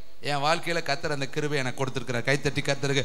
நான் ஒரு நாள் கூட ஒரு செய்தியை இன்னொரு இடத்துல பேசினதே கிடையாது. என் லைஃப்பில் எப்பொழுதும் ஆண்டவர்கிட்ட கேட்பேன், காத்திருப்பேன், பல மணி நேரம் உட்காந்துருப்பேன். எப்படியாவது நான் அந்த மேடையில் ஏறுறதுக்கு முன்னாடி ஆண்டவர் வார்த்தை கொடுப்பார். அந்த வார்த்தையை தான் நான் ஃப்ரெஷ்ஷாக பேசியிருக்கிறேன். கர்த்தர் அதன் மூலியமா பலமாக இடைபெற்றிருக்கிறாரு. பெரிய ஆசீர்வாதங்களை அந்த இடத்துல கொடுத்துருக்கிறார். ஒரு அருமையான கூட்டத்துக்கு நான் போகிருக்கும் பொழுது அங்கே ப்ரோக்ராம் எல்லாம் மாற்றிட்டாங்க. முதல்ல ஒன்று சொன்னாங்க, அங்கே போனோன்னு வேற சொல்லிட்டாங்க. அதனால் அந்த இடத்துல நான் என்ன செய்வதுன்னு எனக்கு தடுமாற்றம். ஆனால் காலையிலே கர்த்தர் ஒரு வசனத்தை எனக்கு தெளிவாக கொடுத்தார். இதைத்தான் நீ மெசேஜ் கொடுக்க வேண்டியது வரும், இந்த வசனத்தை நீ ரெடி பண்ணிக்க. இந்த வசனத்தை எனக்கு பளிச்சுன்னு காலை ஜபத்தில் கொடுக்குறாரு. ஆனால் அங்கே போனால் எல்லா சூழ்நிலையும் மாற்றி வேறே எனக்கு ப்ரோக்ராமை கொடுத்துட்டாங்க. மெசேஜுக்கு அந்த இடத்துல எனக்கு என்ன இதில் வாய்ப்பு இல்லை. ஆனால் ஆல்டரில் ஏறி நின்னோடனே சைடில் வந்து சொல்கிறாங்க, ஒரு வசனத்தை சொல்லி நீங்கள் ஜெபம் பண்ணுங்க. ஆண்டவர் காலையிலே வசனம் கொடுத்துட்டார்லே, அந்த வசனத்தை சொன்னால் அந்த இடத்துல இருக்கிறவங்க எல்லாம் கேட்குறாங்க. முடிச்சு வந்து, இவர் யார், இவரை நாங்கள் பார்த்ததே கிடையாது, இவர் எந்த ஊருக்காரரு, இவ்வளவு அருமையாக தேவனுடைய வார்த்தையை பிரசங்கிக்கிறாருன்னு கேட்கும்படி கர்த்தர் அந்த இடத்துல மகிமைப்பட்டார். காரணம், தேவனுடைய வார்த்தை வல்லமையுள்ளது, அது இருபுறமும் கருக்குள்ள பட்டையது, கேட்கிறவனையும் பேசுறவனையும் அது ஊன்ற குத்தும். ஏனென்றா அது தேவனிடத்திலிருந்து இறங்கி வந்த வார்த்தை. அப்போ அருமையான எவ்வளோ நாளைக்கு ரட்சிப்பை காத்துக்கொள்ளணும்? தினந்தோறும். கோபப்பட்டுட்டேன் பிரதர், ரட்சிப்பு உடஞ்சு போச்சு. கெட்ட வார்த்தை பேசிட்டேன் பிரதர், ரட்சிப்பு போச்சு. சண்டை போட்டுட்டேன் பிரதர், போச்சு. முற்கோபம் வந்துச்சுனாவே போச்சு. உடனே மன்னிப்பு கேட்டு சரண்டர் அடைஞ்சு, ஆண்டவரே என்னை ரட்சித்திருங்க. திரும்பவும் தாவீது விழுந்து ஒன்று சொன்னால, ரட்சிப்பின் சந்தோஷத்தை திரும்பவும் எனக்கு தந்து, உம்முடைய ரட்சணியத்தை திரும்பவும் எனக்கு தந்து, என்னுடைய ஆவி உற்சாகம் அடையும்படி கிருபை பாராட்டும். பத்தி அவன் எதை இழந்துட்டான்? ரட்சணியத்தை இழந்துட்டாங்க. ஒரு ஸ்திரீயினுடைய இணைந்து இருக்கிறவன் அவளோடு ஒன்றித்து இருக்கிறான். அப்ப பாவியா மாறிட்டானே. இப்ப ஆவியானவரோடு ஒன்றித்து இருக்கிறவன் ஆவியானவரோடு ஒன்றாய் இருக்கிறானே. அப்ப அருமையான தம்பி தங்கச்சி சொல்லுங்க, முடிவு பரியந்தமும் நம்ம ரட்சிப்பை காத்துக்கொள்ளணும். அப்ப ரட்சிப்பு எவ்வளவு நாளைக்கு? பக்கத்துல பாக்குறீங்களா? எல்லாரும் கவனமா இருக்கிறீங்களா? ரட்சிப்புங்கிறது ஒரு நாளைக்கு. நான் 1990 ரட்சிக்கப்பட்டுட்டேன் பிரதர். ஆனா இன்னைக்கு நான் ரட்சிக்கப்பட்டு 35 வருஷம் ரன்னிங்ல இருக்கிறேன். இதுக்காக அன்னைக்கு பெற்றுக்கொண்ட ரட்சிப்போடு நான் ஓடிடலாமா? தினந்தோறும் நான் ரட்சிக்கப்படணும். தினந்தோறும் என் கண்ணு ரட்சிக்கப்படணும். தினந்தோறும் என் வாய் ரட்சிக்கப்படணும். தினந்தோறும் என் மனசு ரட்சிக்கப்படணும். தினந்தோறும் என் நடை உடை பாவனைகள் ரட்சிக்கப்படணும். தினந்தோறும் நான் அந்த ரட்சிப்பின் அனுபவத்தில் நிலைத்திருக்கணும். சாந்த குணம் இருக்கணும். இன்னைக்கு ரட்சிக்கப்பட்ட எத்தனை பேர் எவ்வளவு கோவப்படுறாங்க. கோவம் வந்துட்டா எதை உடைக்கிறாங்கன்னே தெரிய மாட்டேங்குது. கோவம் வந்துட்டா அவங்க என்னவாயிடுறாங்க அவங்களே சொல்லுவாங்க, எனக்கு கோவம் வந்தா நான் மிருகமா மாறிடுவேன். பார்த்தீங்களா, அவனுக்குள்ள இருக்கிற ஆவி என்ன ஆவி? மிருக ஆவி. வெளியில வேணா அவன் நடிப்பை காட்டிட்டு இருக்கான். வேதம் சொல்லுது பாருங்க, ஆடு என்ன போட்டு வருதான்? ஓனாயி ஆட்டுத்தோலை போத்துட்டு வருதான். ஆனால் உள்ள இருக்கிறது ஓனாயி, வெளியே இருக்கிறது தோல், ஆட்டுத்தோல். அப்ப இவங்க கோவம் வந்தா சொல்றாங்க, எனக்கு கோவம் வந்தா நான் மனுஷனா இருக்க மாட்டேன். அப்ப பார்த்தீங்களா, கோவம் வந்துட்டா அவன் மனுஷனா இருக்கும். ஒரு தேவனுடைய ஊழியக்காரரை பார்த்து கேட்டாங்களா, ஐயா நீ கோவப்படவே மாட்டீங்களா? கோவப்பட மாட்டீங்களா? அவர் சிரிச்சுக்கிட்டே சொன்னாலும் கோவப்படவே மாட்டேன். திருப்பி பக்கத்தில், ஏங்க நிஜமாக கோவப்பட மாட்டீங்களா? சிரிச்சுக்கிட்டே சொன்னாரன், கோவப்படவே மாட்டேன். திருப்பி போய், ஐயா கோவப்பட மாட்டீங்களா? கோவப்பட மாட்டேன். திருப்பி போய், ஐயா கோவப்பட மாட்டீங்களா? கோவப்பட. இன்னொருட்ட போய், ஐயா எனக்கு வந்துச்சுன்னா கோவம்னார். சும்மா கேட்டதே. பார்த்தீங்களா, சாந்த குணம் இல்லை. அவரே சொல்றாரு, எனக்கு வந்துருச்சு கோபம். சொன்னதவே 10 தடவை சொல்லிக்கிட்டே இருக்கிறேன், எனக்கு வந்துருச்சே கோபம். அப்போ அந்த இடத்துல என்ன ஆகி போச்சு? சாந்த குணம் இல்லை, தயவு இல்லை. 70 முறை மன்னிக்கணும். மன்னிப்பு கேட்டுட்டானா மன்னிச்சுக்கிட்டே இருக்கணும். என்னடா பண்ணுறது? தப்பு பண்ணிட்டு வந்து இந்த கிறிஸ்தவங்கள்ட்ட இருக்கிற மிஸ்டேக்கே இதுதான். அவங்களுக்கு உலகம் சொல்லுது, அவன் என்ன தப்பு பண்ணாலும் மன்னிச்சிருவான்டா. ஆனால் மன்னிப்பு கேட்கணும். நம்ம நினச்சிக்கிட்டு இருக்கிறோம், யாருக்கு விரோதமாக பாவம் செஞ்சோமோ அவன் வந்து மன்னிப்பு கேட்கணும். மன்னிப்பு கேட்காட்டி மன்னிப்பு இல்லைங்க. வசனத்தை நம்ம தப்பாக புரிஞ்சுக்கிறோம். ஒரு நபருக்கு விரோதமாக நம்ம பாவம் செஞ்சுட்டா அவர் மன்னிச்சிடலான்னு, நம்ம மன்னிப்பு கேட்காட்டி பாவம் மன்னிக்கப்படாது. அவர் ஜெபம் பண்ணுறப்ப மன்னிச்சுட்டு போயிடுவார், ஆனால் நமக்கு அது மன்னிக்கப்படாது. நம்ம போய் மன்னிப்பு கேட்கணும். பிரதர், நான் உனக்கு விரோதமாக பேசிட்டேன், உனக்கு விரோதமாக திட்டிட்டேன், உனக்கு விரோதமாக நான் செஞ்சுட்டேன், இப்படிப்பட்ட காரியங்களை என் வாழ்க்கையில் மன்னிச்சுக்குங்கன்னு சொன்னா தான் அது மன்னிக்கப்படும். அதனால தான் யாருடைய பாவங்களை மன்னிக்கிறியோ அவர்களுக்கு அந்த பாவம் மன்னிக்கப்படும். யாருடைய பாவங்களை மன்னியாது இருக்கிறீர்களோ அவர்களுக்கு அந்த பாவம் என்ன செய்யப்படாது. இன்னைக்கு ஒருவேளை இன்னைக்கு நீங்கள் யாருக்காவது மன்னிக்க வேண்டியது இருந்தால் இன்னைக்கு மன்னிச்சிருங்க. நீங்கள் யார்ட்டாவது மன்னிப்பு கேட்க வேண்டியது இருந்தால் அதை கேட்காமையே மூட்டை கட்டி வீட்டில் வச்சிருக்கிறீங்களே, அது ரெச்சிப்பு இல்லையே. அந்த பாவம் உனக்கு வாழ்க்கையில் பாவம் செய்கிற எவனும் பாவத்தின் சம்பளம் மரணம், பாவம் செய்கிற ஆத்மா சாகும். அப்ப அந்த மன்னிக்கப்படாத பாவத்தை தூக்கிட்டே தோல்ல போட்டுக்கிட்டு அலைஞ்சோம்னா ஆண்டவருடைய வருகையில் எப்படி எடுத்துக்கொள்ளப்படுவோம்? அவர் சொல்லுவாரே, இன்னும் இவன்ட்டு நீ பாவ மன்னிப்பு வாங்கலையே, இவனை நீ திட்டுனது அவன் இருதயத்தில் இருக்குது, இவனுக்கு விரோதமாக நீ பண்ணின துரோகம் மனசுக்குள்ள இருக்குது, இவ்வளவு பெரிய கொடூர செயலை செஞ்சுட்டானே. வேதம் சொல்லுது பாருங்க, என் ரத்தத்தை குறித்து நியாய தீர்ப்பு செய்யும், என் ரத்தத்தை குறித்து நியாய தீர்ப்பு செய்யும். வெளிப்படுத்தல எழுதியிருக்கு. பரிசுத்தவான்களுடைய ஆத்மா அங்கிருந்து கூப்பிடுதான். காயின்ட்ட போய் கேட்கிறாரு, ஆவேல் எங்கே? அவன் ரத்தம் பூமியிலிருந்து என்ன கூப்பிடுது. நாபோத்து நிலத்தை என்ன பண்ணிவிட்டான்?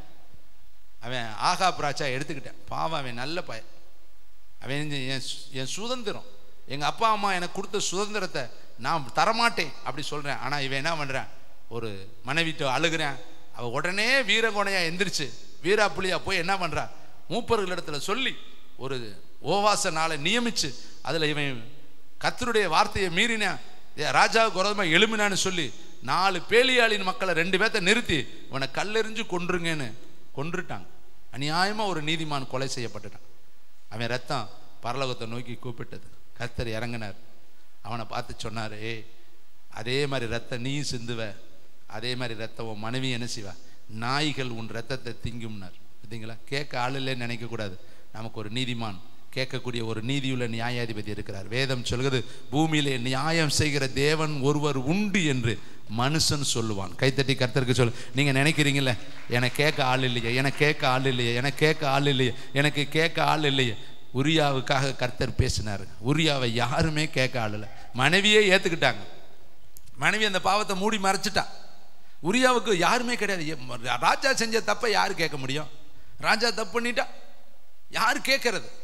ஆனால் கர்த்தர் பார்த்தாரு, நீ ராஜாவாக இருந்தாலும் கேட்க நான் ஒரு தீர்க்கதரிசியை வச்சிருக்கேன்டான்னு வந்தேன்.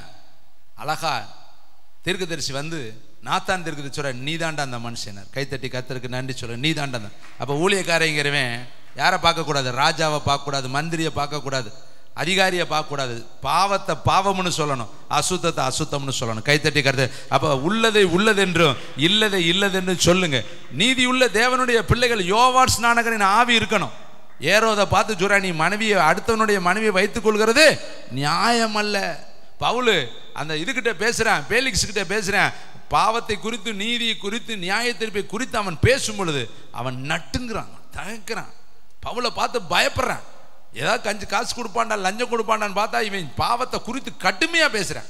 அப்ப உண்மையான செய்தி என்ன தெரியுமா? பிரசங்கம் யோவான் ஸ்நானகன் பிரசங்கம் தாங்க. சரி, கைத்தட்டி கர்த்தருக்கு நன்றி சொல்லுங்க. இப்ப அடிச்சான் பாரு, விரியம்பாம்பு குட்டியே, வரும் கோபத்துக்கு தப்பித்துக் கொள்ளதாக உங்களுக்கு வகை காட்டினவன் யாரு?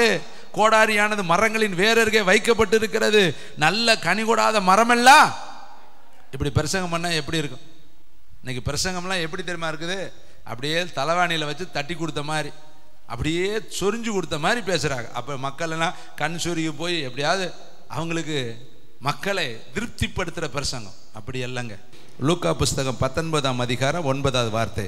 இயேசு அவனை நோக்கி, இன்றைக்கு இந்த வீட்டுக்கு இரட்சிப்பு வந்தது, இவனும் ஆபிரகாமுக்கு குமாரனாய் இருக்கிறானே. சகைவு வீடு. இன்றைக்கு, என்றைக்கு ஒரு கேள்வி இருக்கு இல்லையா? இன்றைக்குன்னா என்றைக்கு? அப்ப இதுக்கு முன்னாடி அந்த வீட்டுக்கு ரட்சிப்பு இல்லையா? அவன் வீட்டில் பணம் இருக்குது, வேலை இருக்கு, ஐஸ்வர்யவான், அவன் வீட்டில் எல்லா வசதி வாய்ப்பு இருக்கு, அவனுக்கு வேண்டிய எல்லா வீட்டுக்குரிய எல்லா வசதி வாய்ப்பு இருக்கு, மனைவி இருக்கு, பிள்ளைகள் இருக்கு, சொந்தம் இருக்கு, பந்தம் இருக்கு. அவன் அந்த ஊர்ல பெரிய பணக்காரன், ஐஸ்வர்யவான், அவனுக்கு பெரிய ஆயக்காரன், பெரிய வேலைக்காரன், அவனுக்கு பணம் கணக்கு வழக்கு இல்லாத பணம் இருக்குது, சொந்த பந்தம்லாம் இருக்குது. ஆனா ரட்சிப்பு கிடையாது. நல்லா கவனிங்க, எது இருக்குது எது இல்லை. அதுக்கு முன்னாடி பாருங்க, அவனை பத்தி வேதம் சொல்லுது. வசனத்தை வாசிங்க, 2ஆம் வசனம் 19:2. ஆயக்காரனுக்கு தலைவனும் ஐஸ்வர்யவானுமாய் இருந்த சகைவு என்னப்பட்ட ஒரு மனுஷன் இயேசு எப்படிப்பட்டவரோ என்று அவரை பார்க்க வகை தேடினான். அவன் குள்ளலானபடியினால் ஜனக்கூட்டத்திலே அவரை காணக்கூடாமல் அவர் போகும் வழியாக முன்னாக ஓடி அவரை பார்க்கும்படி ஒரு காட்டத்தி மரத்தில் ஏறினான். இந்த இடத்துல இந்த வசனத்தை கொஞ்சம் ஆழமாய் நான் உங்களுக்கு ஆவியானுடைய ஒத்தாசையோடு சொல்ல விரும்புகிறேன். ஆவியானவர் உங்க மனக்கண்களை திறப்பாராக. இங்க பாருங்க, எல்லாமே இருக்குதுங்க. ஒரு பணக்கார வீட்டில் என்னென்ன வசதி இருக்குதோ அவ்வளவு இருக்கு. இன்னைக்கு ஒரு பணக்கார வீட்டுக்குள்ள என்னென்ன இருக்குதுன்னு நீங்க நினைக்கிறீங்களோ, பார்த்துருக்கிறீங்களோ, எல்லாம் இருக்கு. பட் என்ன இல்லை? ரட்சிப்பு இல்லை. அப்படின்னா என்ன இல்லை? பாவ மன்னிப்பு கிடையாது. இயேசு அந்த வீட்டில் இல்லை. அப்ப எல்லாம் இருந்தும் இயேசு இல்லாவிட்டா, சங்கீதத்து 49 சொல்றாரு, ஒரு ஐஸ்வர்யவனாகி அவனுடைய வீட்டின் மகிமை பெருகும் பொழுது நீ பயப்படாதே, அவன் உலகத்துல ஒன்னையுமே கொண்டு போறது கிடையாது. கைத்தட்டி கர்த்தருக்கு நான். அவன் மண்ணான மனுஷன், அவன் எல்லாத்தையும் விட்டுட்டு போயிருவான். அப்ப இந்த சகை வீட்டுல எல்லாமே இருக்குது, பிளஸ் என்ன இல்லை தெரியுமா? ரட்சிப்பு கிடையாது. இன்னைக்கு உங்களுடைய வீட்டுல எதுவுமே இல்லை, ரட்சிப்பு இருக்கு. கைத்தட்டி கர்த்தருக்கு நான். பேதுரு சொல்றாரு, வெள்ளி இல்லை, பொண்ணு இல்லை, வேலை இல்லை, வாகனம் இல்லை, வசதி இல்லை, அந்தஸ்து இல்லை, ஆனா என்கிட்ட ஒண்ணு இருக்குது. அப்ப எது பெருசு? இயேசுதான் பெருசு. கைத்தட்டி கர்த்தர். ரட்சிப்பு இருக்கு. கைத்தட்டி. அப்ப ரட்சிப்பிக்கப்பட்டவங்க தாங்க பாக்கியவான்கள். கர்த்தரால் ரட்சிக்கப்பட்ட ஜனமே உனக்கு ஒப்பானவன். இந்த வசனம் உனக்கு புரியுதா? சொல்லு. கர்த்தரால் ரட்சிக்கப்பட்ட ஜனமே உனக்கு ஒப்பானவன் யாரு? மகிமை பொருந்தின பட்டயமும் கேடயமும் அவர்தான். ரட்சிப்பே அந்த பட்டணத்துக்கு மதிலா இருக்கிறது, அரணா இருக்கிறது என்று வேதத்தில் எழுதப்பட்டிருக்கு. தேவன் உன்னை ரட்சித்திருக்கிறார் இல்லையா? இதுக்கு நிகரே கிடையாதுங்க. எத்தனை கோடி கொடுத்தாலும் ரட்சிப்பு வராது. இயேசுவின் ரத்தத்தினால தான் ரட்சிக்கப்பட முடியும். ஹல்லேலூயா. பணக்காரனா இருக்கலாம், ஐஸ்வர்யவானா இருக்கலாம், தேசத்துல பெரிய பெரிய பதவியில நீ இருக்கலாம், ஆனா ரட்சிப்பு அது கிடையாது. வீட்டின் மகிமை பெருகும் பொழுது, ஐஸ்வர்யம் பெருகும் பொழுது, உன்னுடைய வீட்டில் இருக்கிற பண்ட பாடிகள் பெருகும் பொழுது, அதெல்லாம் ஒரு மனுஷனுக்கு ஐஸ்வர்யம் அல்ல. ஒரு மனுஷனுக்கு ஐஸ்வர்யம் என்பது ரட்சிப்பு தான். கைத்தட்டி கர்த்தருக்கு. இன்னைக்கு நீ பெரிய ஐஸ்வர்யவான் சொல்லு. கர்த்தருக்குள்ள நான் பெரிய ஐஸ்வர்யவான். இன்னைக்கு நான் என்னுடைய ஆவி வெளியே வந்தா அது பரலோகம். எத்தனை பேர் விசுவாசிக்கிறீங்க? விசுவாசிக்கிற பிள்ளைகள் கைகளை உயர்த்தி சொல்லுங்க, நான் பரலோக குடிமகன். பவுல் சொன்னார், நம்முடைய குடியிருப்போ பரலோகத்தில். இன்னும் சொல்றாரு, தேகத்தை விட்டு பிரிய வேண்டும் என்று நான் ஆசைப்படுகிறேன். இந்த கூடாரத்தை விட்டு போவது சீக்கிரத்தில் சம்பவிக்கும். அப்போ இதெல்லாம் நம்ம தெரிந்து வரோம். நம்ம நினைக்கிறது ஒரு மில்லியன் வருஷம் நம்ம இங்கே இருக்க போகிற மாதிரி. என்ன ஓட்டம், என்ன சம்பார்த்தனை, என்ன இந்த உலக வேலைக்கு எவ்வளோ டிசிப்ளின் தெரியுமா, எவ்வளவு சின்சியர் தெரியுமா. காலையில் எழுந்திரிச்சு மணி அதுக்கு பெறப்பட்டு அந்த டயத்தில் போகிறதுக்கு. ஆனால் சர்ச்சுக்கு மட்டும் டைமே கிடையாதுங்க. மாமியா வீடை விட தெனாவட்டா வர்றது, அப்படியே வர்றது. யாரு கேட்பா? நான் உங்களை கேட்க மாட்டேங்க, ஆனால் எங்கள் அப்பா உங்களை கேட்பாருங்க. ஒரு பயம் இருக்கானுங்க. உலக வேலைக்கு ஓட்டமா ஓடுற காலு தரையில இருக்கவும் ஓடுறாங்க. அங்க போய் யார் யாருக்கு முன்னாடியோ நம்ம நிக்கிறாங்க. ஒரு அதிகாரிக்கு முன்னாடி என்ன பவியம் தெரியுமா? அந்த அதிகாரி இப்படி நான் கூப்பிடுறேன். ஒரு அதிகாரி கிட்ட பேச பயப்படுறாங்க. ஆனா இயேசுப்பாக்கு பத்தி நமக்கு அந்த பயம் இருக்கா? மனுஷனுக்கு மனுஷன் பயப்படுறான், பதவிக்கு மனுஷன் பயப்படுறான், அதிகாரத்துக்கு மனுஷன் பயப்படுறான், ஆளுமைக்கு மனுஷன் பயப்படுறான். நேப்காத் நேசரை நீங்க படிச்சு பாருங்க. அவ்வளவு பெரிய மனுஷங்க, பாபிலோன் மாகாணத்துக்கு பிரபுங்க. ஆனா அவன் ஒரு தீர்க்கதரிசி முன்னாடி செத்தவனை போல விழுந்தான். கைத்தட்டி கர்த்தருக்கு நன்றி சொல்லுங்க. ராஜாவே விழுந்துட்டானா ராஜ்யமே விழுந்துருச்சுன்னு அர்த்தங்க. ராஜ்யத்தில் இருக்கிற அத்தனை குடிமக்கள் விழுந்துட்டாங்க.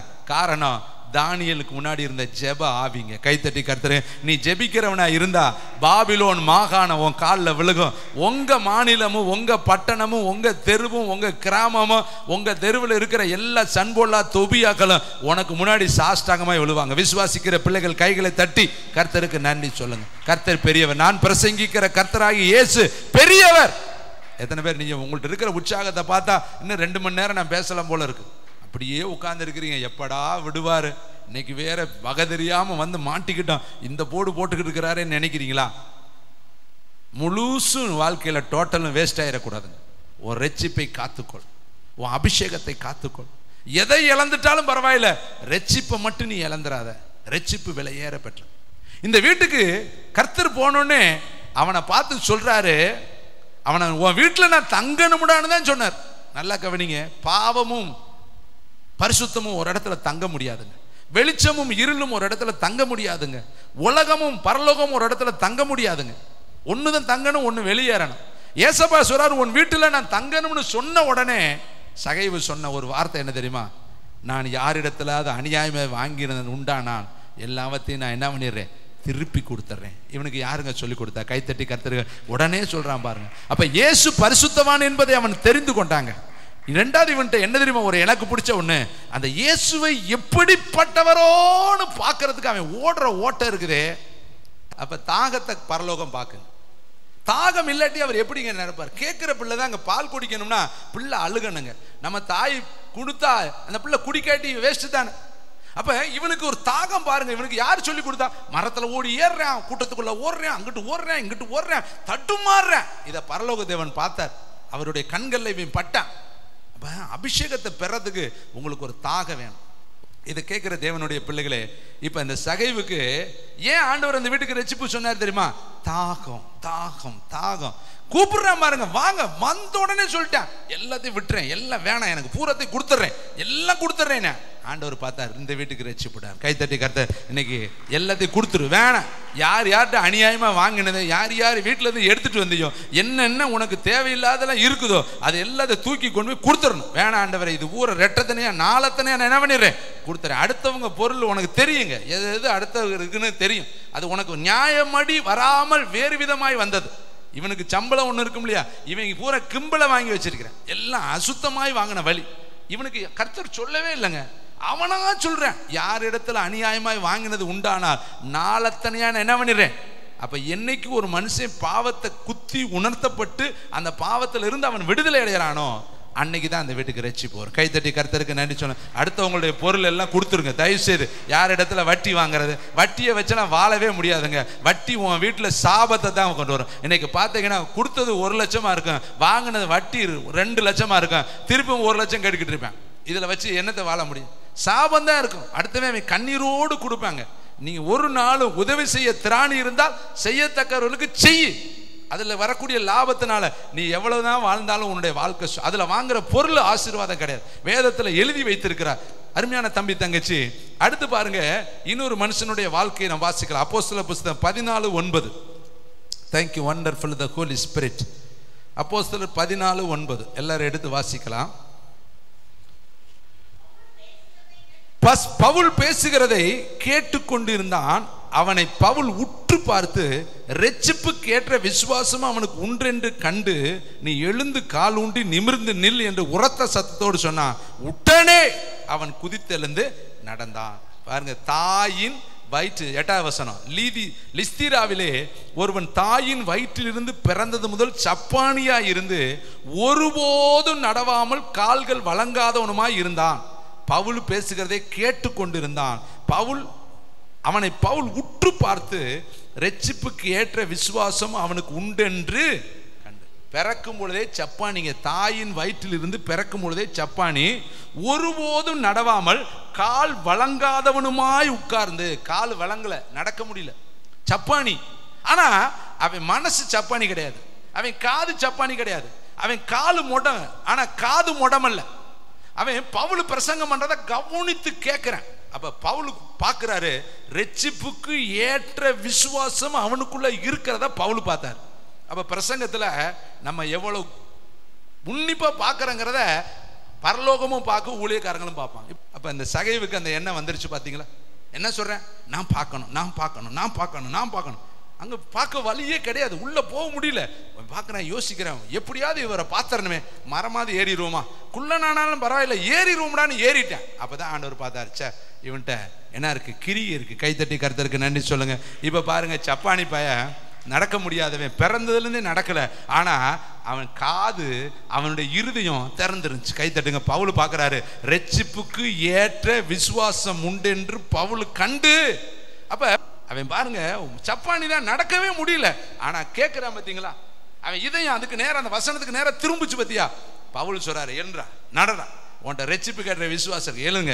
உடனே வேதம் சொல்லுது பாருங்க, எழுந்து கால் ஊன்றி நிமிர்ந்து நின்று உரத்த சத்தத்தோடு சொன்னான். உடனே அவன் குதித்து எழுந்து நடந்தான். கை தட்டுங்க பார்க்கலாம். அப்ப விசுவாசம் உங்களுக்குள்ள இருந்தா நாங்க கைய வச்ச உடனே ஆவியானவர் இறங்கிடுவார். கை தட்டுங்க. முதல்ல நீ தாங்க கரெக்ட் ஆகணும். நீ பாருங்க, கொர்நேலியு வீட்டுல பவுல் பேதுரு போய் கைய வைக்கிறான், ஃபுல் ஃபயர் ஆயிட்டான், எல்லா பேரையும் கத்த நிரப்பிட்டார். கை தட்டுங்க பார்க்கலாம். அங்க இருந்த அத்தனை பேர் மேலே வல்லமை இறங்கிருச்சுங்க. முதல்ல நீங்க சரியாயிட்டா ஆவியானவர் நிரப்பிடுவார். எங்க இருக்கு தெரியுமா பிரசன்னம்? உன் இதயத்துல இருக்கு, உன் உணர்வுல இருக்கு, உன் தாகத்துல இருக்கு, உன் ஏக்கத்துல இருக்கு. வேதம் சொல்லுது, தாகம் உள்ளவன் மேல்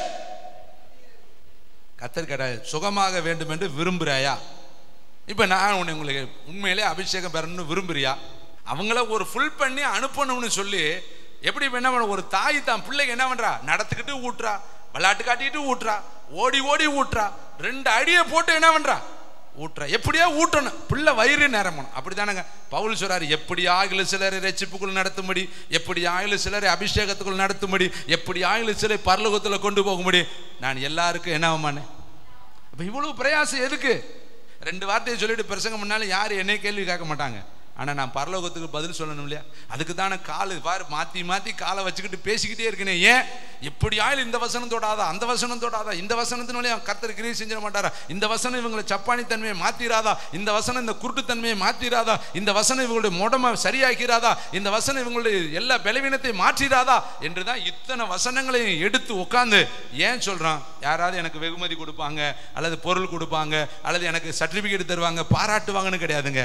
ஒரே ஒரு வார்த்தை, பரலோக தேவன் உண்மை உத்தமமான ஊழியக்காரன்னு சொன்னார்னா அதுவே என் பிரயாசத்திற்கு ஏற்ற பலனாய் நான் ஏற்றுக்கொள்வேன். கைத்தட்டி கர்த்தருக்கு நன்றி சொல்லுங்க. பவுல் பார்த்தாரு, ரட்சிப்புக்கு ஏற்ற விசுவாசம் உண்டு என்று கண்டவன் கண்ட உடனே எழும்புறானா, எந்திரிச்சிட்டான். கைத்தட்டுங்க பார்க்கலாம். இப்ப இவனை சுகமாக்குனது என்னது? அவன் கேட்ட அந்த வசனம் தான், கேட்டதுதான். அவன் இருதயத்தை திறந்து கொடுத்தான் இல்லையா? இப்போ உங்க வாழ்க்கையில தலைகள்தான் வாழ்க்கை மாறணும்னா வசனத்தை கேளுங்க. வசனத்தை கேட்கிற யாவர் மேலும் பரிசுத்த ஆவியானவர் இறங்கினார். கைத்தட்டி கர்த்தருக்கு.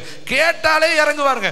தாகத்தோடு கேட்கணும். இன்னைக்கு என் வாழ்க்கையில அந்த அபிஷேகம் வேணும், கிருபை வேணும், வெளிப்பாடு வேணும், தரிசனம் வேணும், ஸ்தேவான் கண்கள் வேணும், எலிசா கண்கள் வேணும். என் வாழ்க்கையில யோவானை போல நானும் பத்மு தீவுல இயேசுவை சந்திக்கணும். என் வாழ்க்கையில பரலோக மகிமையை நான் பார்க்கணும்னு சொல்லி நீ எதை விரும்புறியோ அதை கர்த்தர் கேட்பார். நம்ம என்ன நினைக்கிறது, கிறிஸ்தவ வாழ்க்கை வாழ்ந்துட்டு இருக்கோம், அது வேறங்க. கிறிஸ்தவ வாழ்க்கைன்னு அப்படி வந்துட்டு இப்படி போறது அது வேற. அந்த வாழ்க்கையை நான் சொல்லல, நான் ஆவிக்குரிய வாழ்க்கையை சொல்றேன். கைத்தட்டி நீ ஆவிக்குரியவனாய் மாறு. யோவான் கர்த்தருடைய நாளிலே கிறிஸ்தவனாய் மாறினா, அப்படித்தானே? ஆவிக்குள்ளாய் மாறினா. அப்பொழுதுதான் இயேசுவை பார்த்தான். நீயும் இயேசுவை பிரசங்கித்தவர்களுக்கு பேர் தான் கிறிஸ்தவர்கள். அப்ப கிறிஸ்தவன் பிரசங்கிக்கணும். இயேசுவினுடைய வாழ்க்கையை வாழ்ந்து காட்டுறவங்களுக்கு தான் கிறிஸ்தவர்கள் என்று சொல்லி வேதத்தில் என்ன செய்யப்பட்டிருக்கு, எழுதப்பட்டிருக்கு. அடுத்து பாருங்களே, அப்போஸ்தலர் 16ஆம் அதிகாரம் 30வது வசனம். அடுத்த வசனத்துக்கு வாங்க. அப்போஸ்தலர் 16:30. இங்க ரட்சிப்பை பத்தி வேதம் என்ன சொல்லுகிறது பாருங்கள். வெளியே அழைத்து வந்து ஆண்டவன்மாரே, ரட்சிக்கப்படுவதற்கு நாங்கள் என்ன? அதற்கு அவன், கர்த்தராகிய இயேசு கிறிஸ்துவை விசுவாசி, அப்பொழுது நீயும் உன் வீட்டாரை ரட்சிக்கப்படுவீர்கள் என்று சொல்லி அவனுக்கும் அவன் வீட்டில் இருந்த யாவருக்கும் கர்த்தருடைய வசனத்தை போதித்தார்கள். மேலும் ராத்திரியிலே அன்னாரத்தில் தானே அவன் அவர்களை அழைத்து கொண்டு போய் அவருடைய காயங்களை கழுவினான். அவனும் அவனுடையவர்கள் அனைவரும் உடனே கைத்தட்டுங்க ஞானஸ்தானம் பெற்றார்கள். இதை யார் தெரியுமா கேட்கறது? சிறை காவலாளிகள். சிறையில் இருந்த எல்லா காவலாளிகளும் பவுலும் சீலாவும் பாட்டு பாடுறத அவங்க கையெல்லாம் கட்டி வச்ச பின்னாடி அவங்க பாட்டு பாடின உருப்பாடு தேவனுடைய வல்லமை இறங்கினதை பார்த்தவங்க கேட்குறாங்க, ஆண்டவன்மாரே, நாங்களும் உங்களை போல மாறணும்னா, ரட்சிக்கப்படணும்னா என்னப்பா செய்யணும்? நல்லா கவனிங்க. அவங்களை எத்தனை அடி பாருங்க, 23. அவர்களை அநேக அடித்த பின்பு சிறைச்சாலையில வைத்து பத்திரமாய் காக்கும்படி சிறைச்சாலைக்காரனுக்கு கட்டளையிட்டார்கள். அவன் இப்படிப்பட்ட கட்டளைகளை பெற்று அவரை உட்காவலில் அடைத்து அவர்கள் கால்களை தொழுமரத்தில் மாட்டி வைத்தான். நடுராத்திரியிலே பவுலும் சீலாவும் ஜெபம் பண்ணி தேவனை துதித்து பாடினார்கள். காவலில் வைக்கப்பட்டிருக்கிறவர்கள் அதை கேட்டுக்கொண்டு இருந்தார்கள். நல்லா கவனிக்கணும். நல்லா அடிச்சுட்டேன். பகல் பூரா வெள்ளுன்னு வெளுத்தி கையை கட்டி காலை கட்டி வச்சாச்சு. வேதம் சொல்லுது, இவ்வளவு அடிகளுக்கு பின்னாடி அவர்கள் என்ன பண்ணாங்களா, நடு ராத்திரியில பவுலும் சீலாவும் ஜெபம் பண்ணி. அப்ப ரட்சிப்பு இருந்தா எல்லா நேரத்திலும் ஜெபம் பண்ணுவோம். அடிச்சாலும் ஜெபம் பண்ணுவோம், ஒத்தச்சாலும் ஜெபம் பண்ணுவோம், மிதிச்சாலும் ஜெபம் பண்ணுவோம், திட்டுனாலும் ஜெபம் பண்ணுவோம், காரி துப்புனாலும் ஜெபம் பண்ணுவோம், புறம்பே தள்ளினாலும் ஜெபம் பண்ணுவோம், மனைவியே தூசிக்க சொன்னாலும் ஜெபம் பண்ணுவோம், புருஷனே தூசிக்க சொன்னாலும் ஜெபம் பண்ணுவோம். ஏன்னா ரட்சிப்பு என்பது நம்ம தேவன் மேல வைத்திருக்கிற ஆழமான நம்பிக்கை. கைத்தட்டி கர்த்தருக்கு நன்றி சொல்லுங்க. இப்ப இவனை இவ்வளவு அடி அடிச்சாச்சுல, நம்மளா தான் என்ன பண்ணிருப்போம், சோர்ந்து போய் இப்போ ஆண்டவர் என்னை அடி வாங்க விட்டுட்டாரு, எனக்கு இப்படிப்பட்ட நஷ்டம் வந்துருச்சு, கையெல்லாம் ஒடிஞ்சிருச்சு, காலெல்லாம் ஒடிஞ்சிருச்சு, இந்த செயலில் கூட என் காலையும் கையும் கட்டிவிட்டானே, ஃப்ரீயாவது விட்டானா, இந்த இடத்துல கூட எனக்கு ஃப்ரீனஸ் இல்லையே, இப்படி கர்த்தர் அமைதியா இருக்கலாமா, எனக்கு ஏன் இப்படி செஞ்சார், நான் ஜெபம் பண்ண மாட்டேன், அப்படி நம்ம சொல்றவங்கள பார்க்குறோம். ஆனால் இவன் ரட்சிக்கப்பட்டவங்க, இவன் வாழ்க்கை நமக்கு முன்மாதிரி. எப்படி நடு ராத்திரியிலையும் பவுலும் சீலாவும் ஜெபம் பண்ண ஆரம்பிச்சிட்டேன். என்ன ஜெபம் பண்ணியிருப்பேன், பாட்டு படிக்கிறோம்ல, எந்த காலத்திலும் எந்த நேரத்திலும் நன்றியால் உம்மை நான் துதிப்பே. இப்போ இதைத்தான் சொல்லியிருப்பேன். அடிக்காக ஸ்தோத்திரம், அவமானத்துக்காய் ஸ்தோத்திரம், நிந்தைக்காய் ஸ்தோத்திரம், கைவிடப்பட்டதுக்காய் ஸ்தோத்திரம், உதவாங்கினதுக்காய் ஸ்தோத்திரம், ரத்தம் வந்ததுக்காய் ஸ்தோத்திரம், தொழுமரத்தில் மாற்றினதுக்காய் ஸ்தோத்திரம், கை கட்ட, இதாங்க ஸ்தோத்திரம். கை தட்டுங்க. பவுல் யோபு சொன்னார்ல, கர்த்தர் கொடுத்தார், தோல்வியில ஸ்தோத்திரம் பண்ணுங்க, ஏமாற்றத்தில் ஸ்தோத்திரம் பண்ணுங்க, விரக்தியில ஸ்தோத்திரம் பண்ணுங்க, மக்கள் உங்களை கைவிட்டுட்டாங்களா ஸ்தோத்திரம் பண்ணுங்க, பரலோகம் அதை பார்க்கட்டும். சீமையை தூசித்த பொழுது தாவீது சொன்னார், தூசிக்கட்டும், வையட்டு, திட்டட்டு, கேவலப்படுத்தட்டும், அதை பரலோகம் பார்க்கட்டும், எனக்கு நன்மை உண்டாகும். மீகால்கிட்ட சொல்றேன், இன்னும் கூட நீசனா நான் மாறுவேன், இன்னும் கூட நான் கீழே இறங்குவேன், ரட்சிப்பு உண்டாக, இதோ மகிமை உண்டாக கர்த்தர் என்னை மாற்றுவார். அநேகருக்கு முன்னாடி தேவனை மகிமைப்படுத்துங்க. வேதம் சொல்லுது, இந்த வியாதி மரணத்துக்கு ஏதுவாயிராமல் தேவனுடைய மகிமை விளங்குவதற்கு ஏதுவாய் இருக்கிறது. இதுல தேவன் மகிமைப்படுவார். கைத்தட்டி. உனக்கு வேலை இல்லையா, கர்த்தர் மகிமைப்படுவார். குழந்தை இல்லையா, கர்த்தர் மகிமைப்படுவார். திருமணம் இல்லையா, கர்த்தர் மகிமைப்படுவார். வீடு இல்லையா, கர்த்தர் மகிமைப்படுவார். உனக்கு தீமை எல்லாம் நன்மையாய் மாற்றி கர்த்தர் அதுல மகிமைப்படுவார். சொல்லுவாரு, யோசேப்பு சொன்னாரு, தீமை செய்ய நினைத்தீர்கள், வெகு ஜனங்களை உயிரோடு காக்கும்படி தீமை எல்லாம் கர்த்தர் என்னவா மாத்திட்டார், நன்மையாய் மாற்றிட்டார். இக்காலத்து பாடுகள் இனி மகிமைக்கு, வெளிப்பட போகிற மகிமைக்கு ஒப்பிடத்தக்கவில்லை. அதனால யார் வந்தாலும் வராவிட்டாலும் கானான் பாதையில ஓட்டத்தை ஓடிக்கிட்டே இரு. இயேசுவுக்கு நேராய் ஓடு. என்ன நடந்தாலும் அன்பு கூறுவேன், எது நடந்தாலும் அன்பு கூறுவேன், யார் கைவிட்டாலும் அன்பு கூறுவேன், எது இல்லாமல் போனாலும் என் தேவன் மேல வைத்திருக்கிற அன்பில நான் ஒரு இஞ்சி குறைய மாட்டேன் என்று சொல்றவன் தாங்க ரட்சிக்கப்பட்டவன். பாவத்திலிருந்து விடுதலையானவன் ரட்சிக்கப்பட்டவன். அடுத்து நம்ம பார்த்தோம் இல்லையா, ஒவ்வொன்னா கர்த்தருடைய நாமத்தை தொழுது கொள்கிறவன் ரட்சிக்கப்பட்டவன், வாயினால் அறிக்கை செய்கிறவன் ரட்சிக்கப்பட்டவன், உபத்திரவத்தில் கர்த்தரை மகிமைப்படுத்துகிறவன் தான் ரட்சிக்கப்பட்டவன். நல்லா தெரிந்து கொள்ளணும். அடிச்சு நொறுக்கி ரத்தம் ஓடுது, ஆனா வாயை திறந்து மனதார புகழ்ந்து பாடுறேன். இது அங்க இருக்கிறவன் பூரா பார்க்கிறேன், எப்படா இது முடியும், இவ்வளவு அடிச்சும் இவன் ஜெபம் பண்றானே, இவ்வளவு அடிச்சும் இவன் ஸ்தோத்திரம் பண்றானே, இவ்வளவு அடிச்சு ஆண்டவருக்கு நன்றி சொல்றானே, அப்ப இதுதான் உண்மையான ரட்சிப்பா, இதுதான் உன்னுடைய வாழ்க்கையில சந்தோஷமா? அப்ப இந்த சந்தோஷத்தை கொடுக்கிறவர் யாரு? அதனாலதான் கேட்கிறேன், ஆண்டவன் மாறே. கை தட்டுங்க. இவனை என்ன மாத்திட்டான் பாருங்களேன், கை தட்டுங்க. ஜெயில் கைதியை பார்த்து ஜெயிலர் கேட்கிறாரு, அதிகாரி கேட்கிறாரு, காவக்காரங்க கேட்கிறாங்க, ஆண்டவன் மாறே, ரட்சிக்கப்படுவதற்கு நாங்கள் என்ன செய்யணும்? உங்களை பார்த்து கேட்கணும், சுதா நான் ரட்சிக்கப்பட என்ன செய்யணும்? ஜெவமலரு நான் ரட்சிக்கப்பட என்ன செய்யணும்? ஜோஸ்பின் நான் ரட்சிக்கப்பட என்ன செய்யணும்? பிரியா நான் ரட்சிக்கப்பட என்ன செய்யணும்? கேட்கிற மாதிரி உன் வாழ்க்கை இருக்கணும். கை தட்டி கருத்து உன்னை பார்த்து கேட்கணும், உன் வீட்டில் மட்டும் எப்படி இப்படி சந்தோஷம், உன் முகத்தில் மட்டும் எப்படி இப்படி கிளாரிட்டியா இருக்குது, எப்பயுமே நீ எப்படி கர்த்தரை துதிக்கிற, உன் வீட்டில் எதுவுமே இல்லையே, எப்படி ஊழியம் செய்யறேன்னு கேட்கணும். அப்ப நீ சொல்லணும், எது இருந்தாலும் இல்லாவிட்டாலும் நான் கர்த்தரை துதிப்பேன்.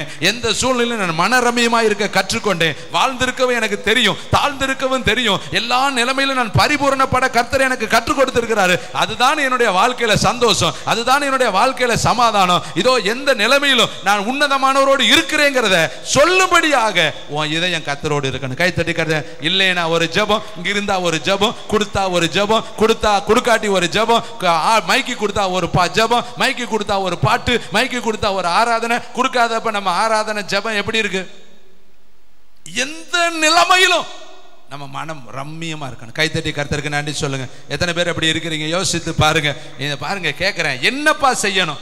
நாங்க ரட்சிக்கப்பட என்ன செய்யணும்? அதுக்கு இந்த பவுலும் சீலாவும் சொல்றாங்க, கர்த்தராகிய இயேசு கிறிஸ்துவை விசுவாசி, அப்பொழுது நீயும் உன் வீட்டாரு ரட்சிக்கப்படுவீர்கள். அப்ப ரட்சிப்பு எதனால? இயேசுவை விசுவாசித்தா தான் ரட்சிப்பு. கை தட்டுங்க பார்க்கலாம். அறிக்கை செய்தா ரட்சிப்பு, பாவத்தை விட்டுட்டா ரட்சிப்பு, இதோ தொழுது கொண்டா ரட்சிப்பு. இயேசு கிறிஸ்துவை விசுவாசித்தால் தான் ரட்சிப்பு. விசுவாசம் என்பது நம்பணும். சும்மா வாயில நான் விசுவாசி விசுவாசின்னு சொல்லிவிட்டு தருவாரா, நான் தருவாரு கொடுப்பாருன்னு எழுத்தேனா, நீ விசுவாசி கிடையாது. உனக்கு நம்பிக்கை இருக்கணும். நான் நம்புகிறது அவராலே வரும். நிச்சயமாய் நான் வாழ்ந்திருப்பேன், நிச்சயமாய் நான் சுகித்திருப்பேன், நிச்சயமாய் என் தலையை கர்த்தர் எண்ணெயினால் அபிஷேகம் பண்ணுவார். சத்துருக்களுக்கு மத்தியில் என் பந்தி அவர் என்ன செய்வார்? எண்ணெயினால் அபிஷேகம் பண்ணுவார். என் பாத்திரம் நிரம்பி வழியும். ஜீவனுள்ள நாளெல்லாம் நன்மையும் கிருபையும் என்னை தொடரும். நான் கர்த்தருடைய வீட்டில் நீடித்த நாட்களாய் நிலைத்திருப்பேன். நான் கர்த்தருடைய கையில் அலங்காரமான கிரீடமா இருப்பேன், ராஜமுடியா இருப்பேன், கர்த்தருடைய கையில் அம்பா இருப்பேன், கேடயமா இருப்பேன், கர்த்தருக்கென்று யுத்த குதிரையா இருப்பேன், சேனாதிபதியா இருப்பேன்னு சொல்லி விசுவாசிக்கிறவனுடைய வாயிலிருந்து அந்த வார்த்தைகள் வரும். கொன்று போட்டாலும் நான் அவர் மேல நம்பிக்கையா இருப்பேன். கைத்தட்டி கர்த்தருக்கு நன்றி சொல்லுங்க. அடுத்த ஒரு வசனத்தை பாருங்க. அப்போஸ்தலர் புஸ்தகம் 2ஆம் அதிகாரம் 37ஆம் வசனம். இன்னைக்கு அநேகர் கேட்குறீங்க, பரிசுத்தாவியானவர் வேணுமே பிரதர், பரிசுத்தாவியானவர் எனக்கு கிடைக்குமா? காசு பணம் கொடுத்தா கொடுத்துருவாரா? அதை ஒருத்தன் கொண்டுட்டு வந்து கொடுத்தேன், வெள்ளி கொடுத்து பார்த்து, பணத்தை கொடுத்து பார்த்து, அவனை பார்த்து சபிச்சாங்க, உன் பணம் உன்னோடு கூட நாசமாய்.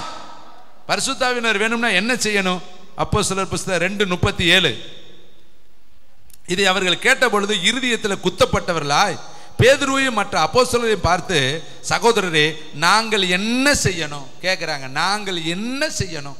அதுக்கு அவர் சொல்றாரு, பேதுரு அவரை நோக்கி, நீங்கள் மனம் திரும்பி, பக்கத்தில் சொல்லுங்க ரிபண்ட், நீ முதல்ல மனம் திரும்பு. உன் வாழ்க்கையில் ஒரு டேர்னிங் பாயிண்ட் வரணும். நான் 1990ஆவது வருஷம் ரட்சிக்கப்பட்டேன். அதுக்கு முன்னாடி என் வாழ்க்கையை இங்கே இருக்கிற என்னுடைய சகோதரி கூட பிறந்தவங்க இருக்கிறாங்க, என்னுடைய அநேகர் என்னுடைய உறவுகள்லாம் இருக்காங்க, அவங்களுக்கு தெரியும்.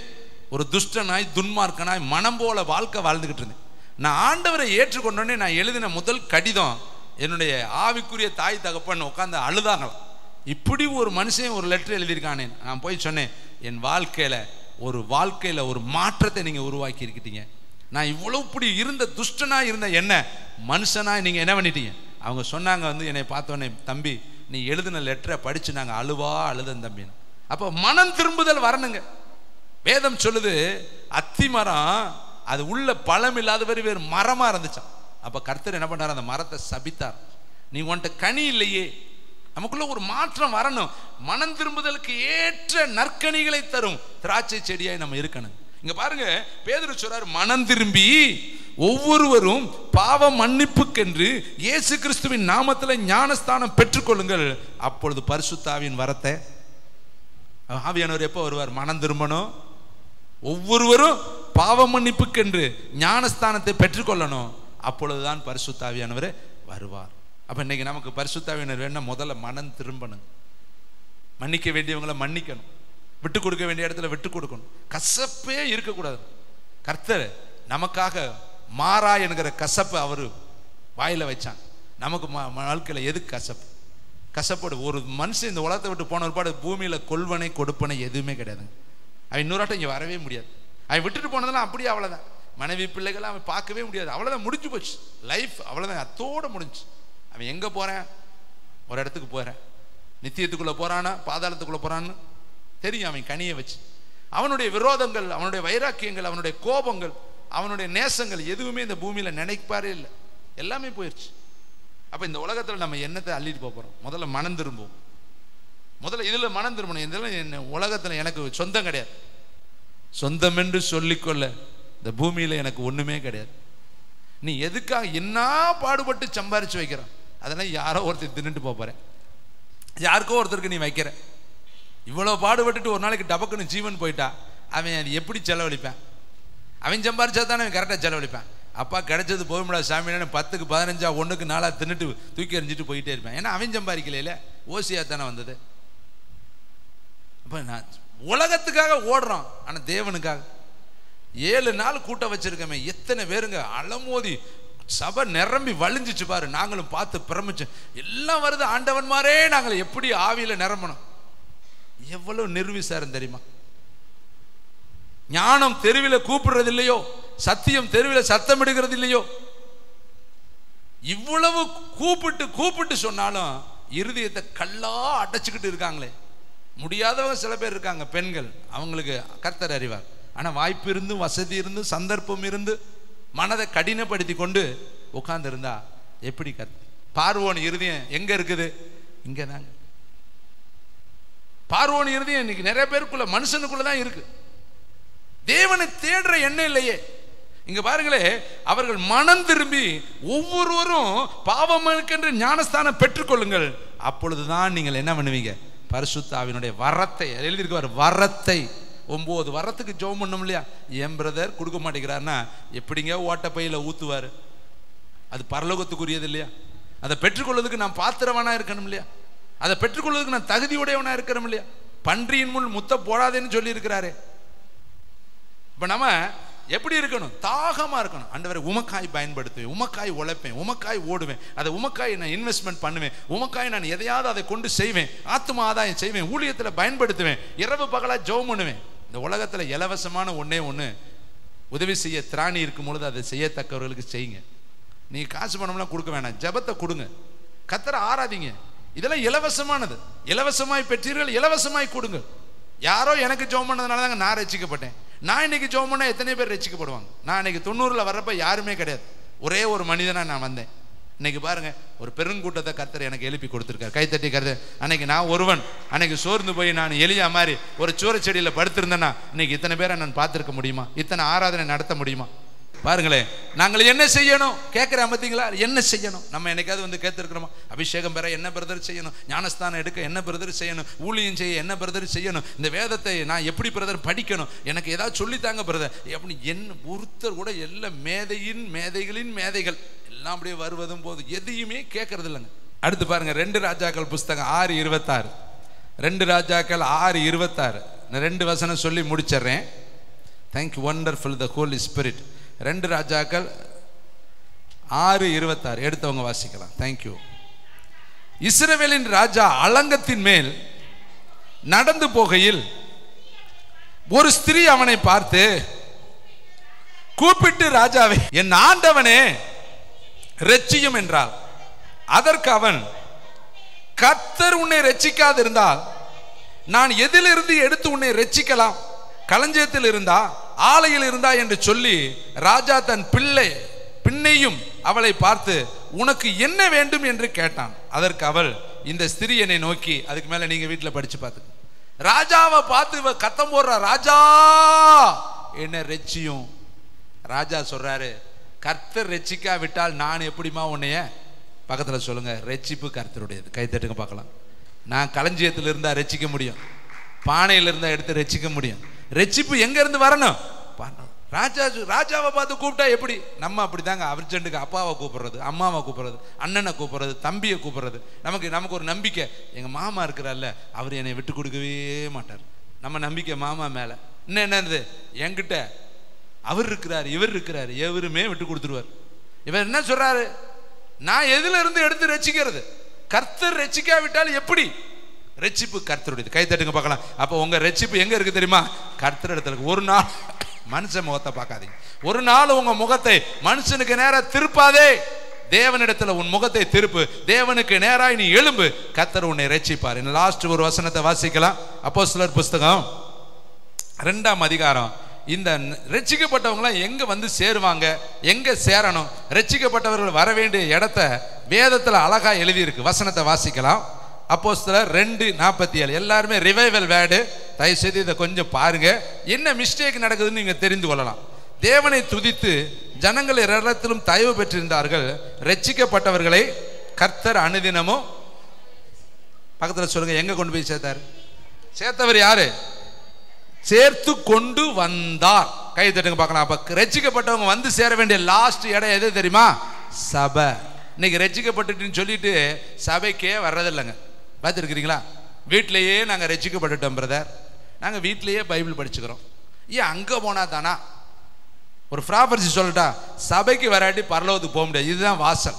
சபையில் இருக்கிறவர்களை தான் கர்த்தர் கடைசி காலத்தில் பரலோகத்தில் எடுத்துக்கொள்ளப்படுவார். ஏன்னா அந்த சபை இல்லாவிட்டால் பரலோகத்துக்கு போகவே முடியாது. ரட்சிக்கப்பட்டவர்களை கொண்டு வந்து சேர்க்கிற இடமே சபை தான். இன்னைக்கு சபைக்கே வராது. அதனாலதான் வேதம் சொல்லுது, சபை கூடுதலை சிலர் விட்டு விடுவது போல நீங்களும் என்ன செய்யக்கூடாது, விட்டு விடாதிருங்கள், ஒருத்தருக்கு ஒருத்தர் புத்தி சொல்லுங்கள். இன்னைக்கு நிறைய பேர் பைபிள் படிக்கிறாங்க, வீட்டிலே ஜெபம் பண்ணிக்கிறாங்க, ஆனா சர்ச்சு ஒரு ஐக்கியம் கிடையாது, ஒரு சபை கூடுதல் கிடையாது, ஒரு மேய்ப்பன் கிடையாது, ஒரு ஒழுங்கு கிடையாது, ஒரு திருவிருந்து கிடையாது, எந்த ஒரு ரூல்ஸ் ஆஃப் ரெகுலேஷனும் கிடையாது. அவங்க வாழ்ல தன்னிச்சையாய் போக்காடாய் போய்கிட்டு இருக்காங்க. ஆனா அந்த ஆத்துமாக்கெல்லாம் பரிதாபத்துக்குரியது. கடைசியில வந்து மந்தையில சேராத ஆடுகள் பரலோகத்துக்கு வர முடியாது. ஏன்னா கர்த்தர் சபையை தான் எடுத்துக்கொள்ள போறார். சபையை தான் கர்த்தர் முதலாவது சபையில தான் நியாய தீர்ப்பு தொடங்கும். ஏறுங்க, சத்திரத்தில் கொண்டு போய் ஏன் சேர்த்தார்? சத்திரம் என்பது சபை.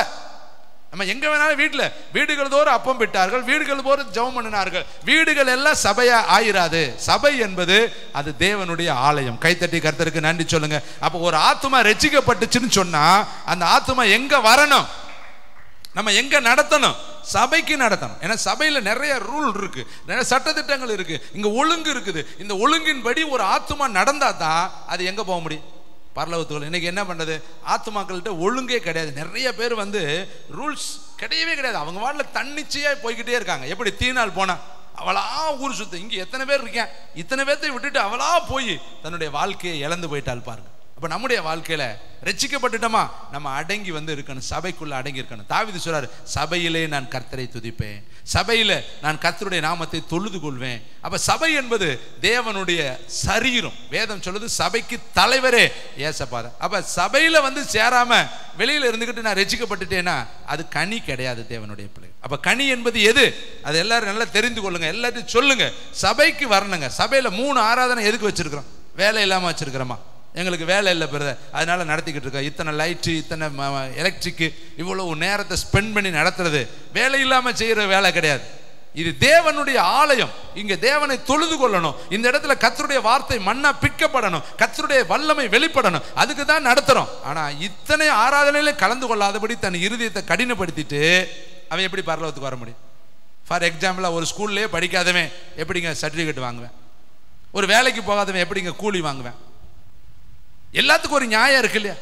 நியாயத்தின்படி தானே கர்த்தர். நான் உட்கார்ந்தால் காலை செய்தியை கேளுங்க, நான் நியாயம் தீர்த்தால் சத்தியத்தின்படி இருக்கும், என்னுடைய தீர்ப்பு சத்தியத்தின்படி இருக்கும். நானும் என் பிதாவும் ஒன்றா இருக்கிறோம்.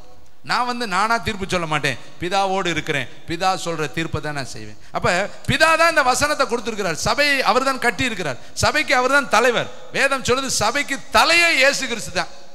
நம்மளாம் முண்டம், நம்மளாம் சரீரத்தின் உறுப்பு, நம்மளாம் ஒரு அவயம். அப்ப இந்த சபைக்கு ஹெட்டு இயேசு. அப்ப இந்த சபை ஹெட்டுல ஹெட்டோடு நம்ம இணையாட்டி, ரதத்தோடு நம்ம இணையாட்டி, குதிரையோடு நம்ம இணையாட்டி, தேவ ஆவியானவரோடு இணையாட்டி எப்படிங்க?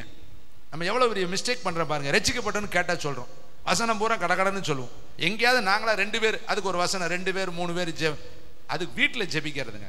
வீடுகள் தோறும் அப்பம் விட்டார்கள், வீடுகள் தோறும் ஜெபம் பண்ணினார்கள். ஆனால் அவங்க எல்லாம் தேவாலயத்துக்கு போனார்கள். கைத்தட்டி.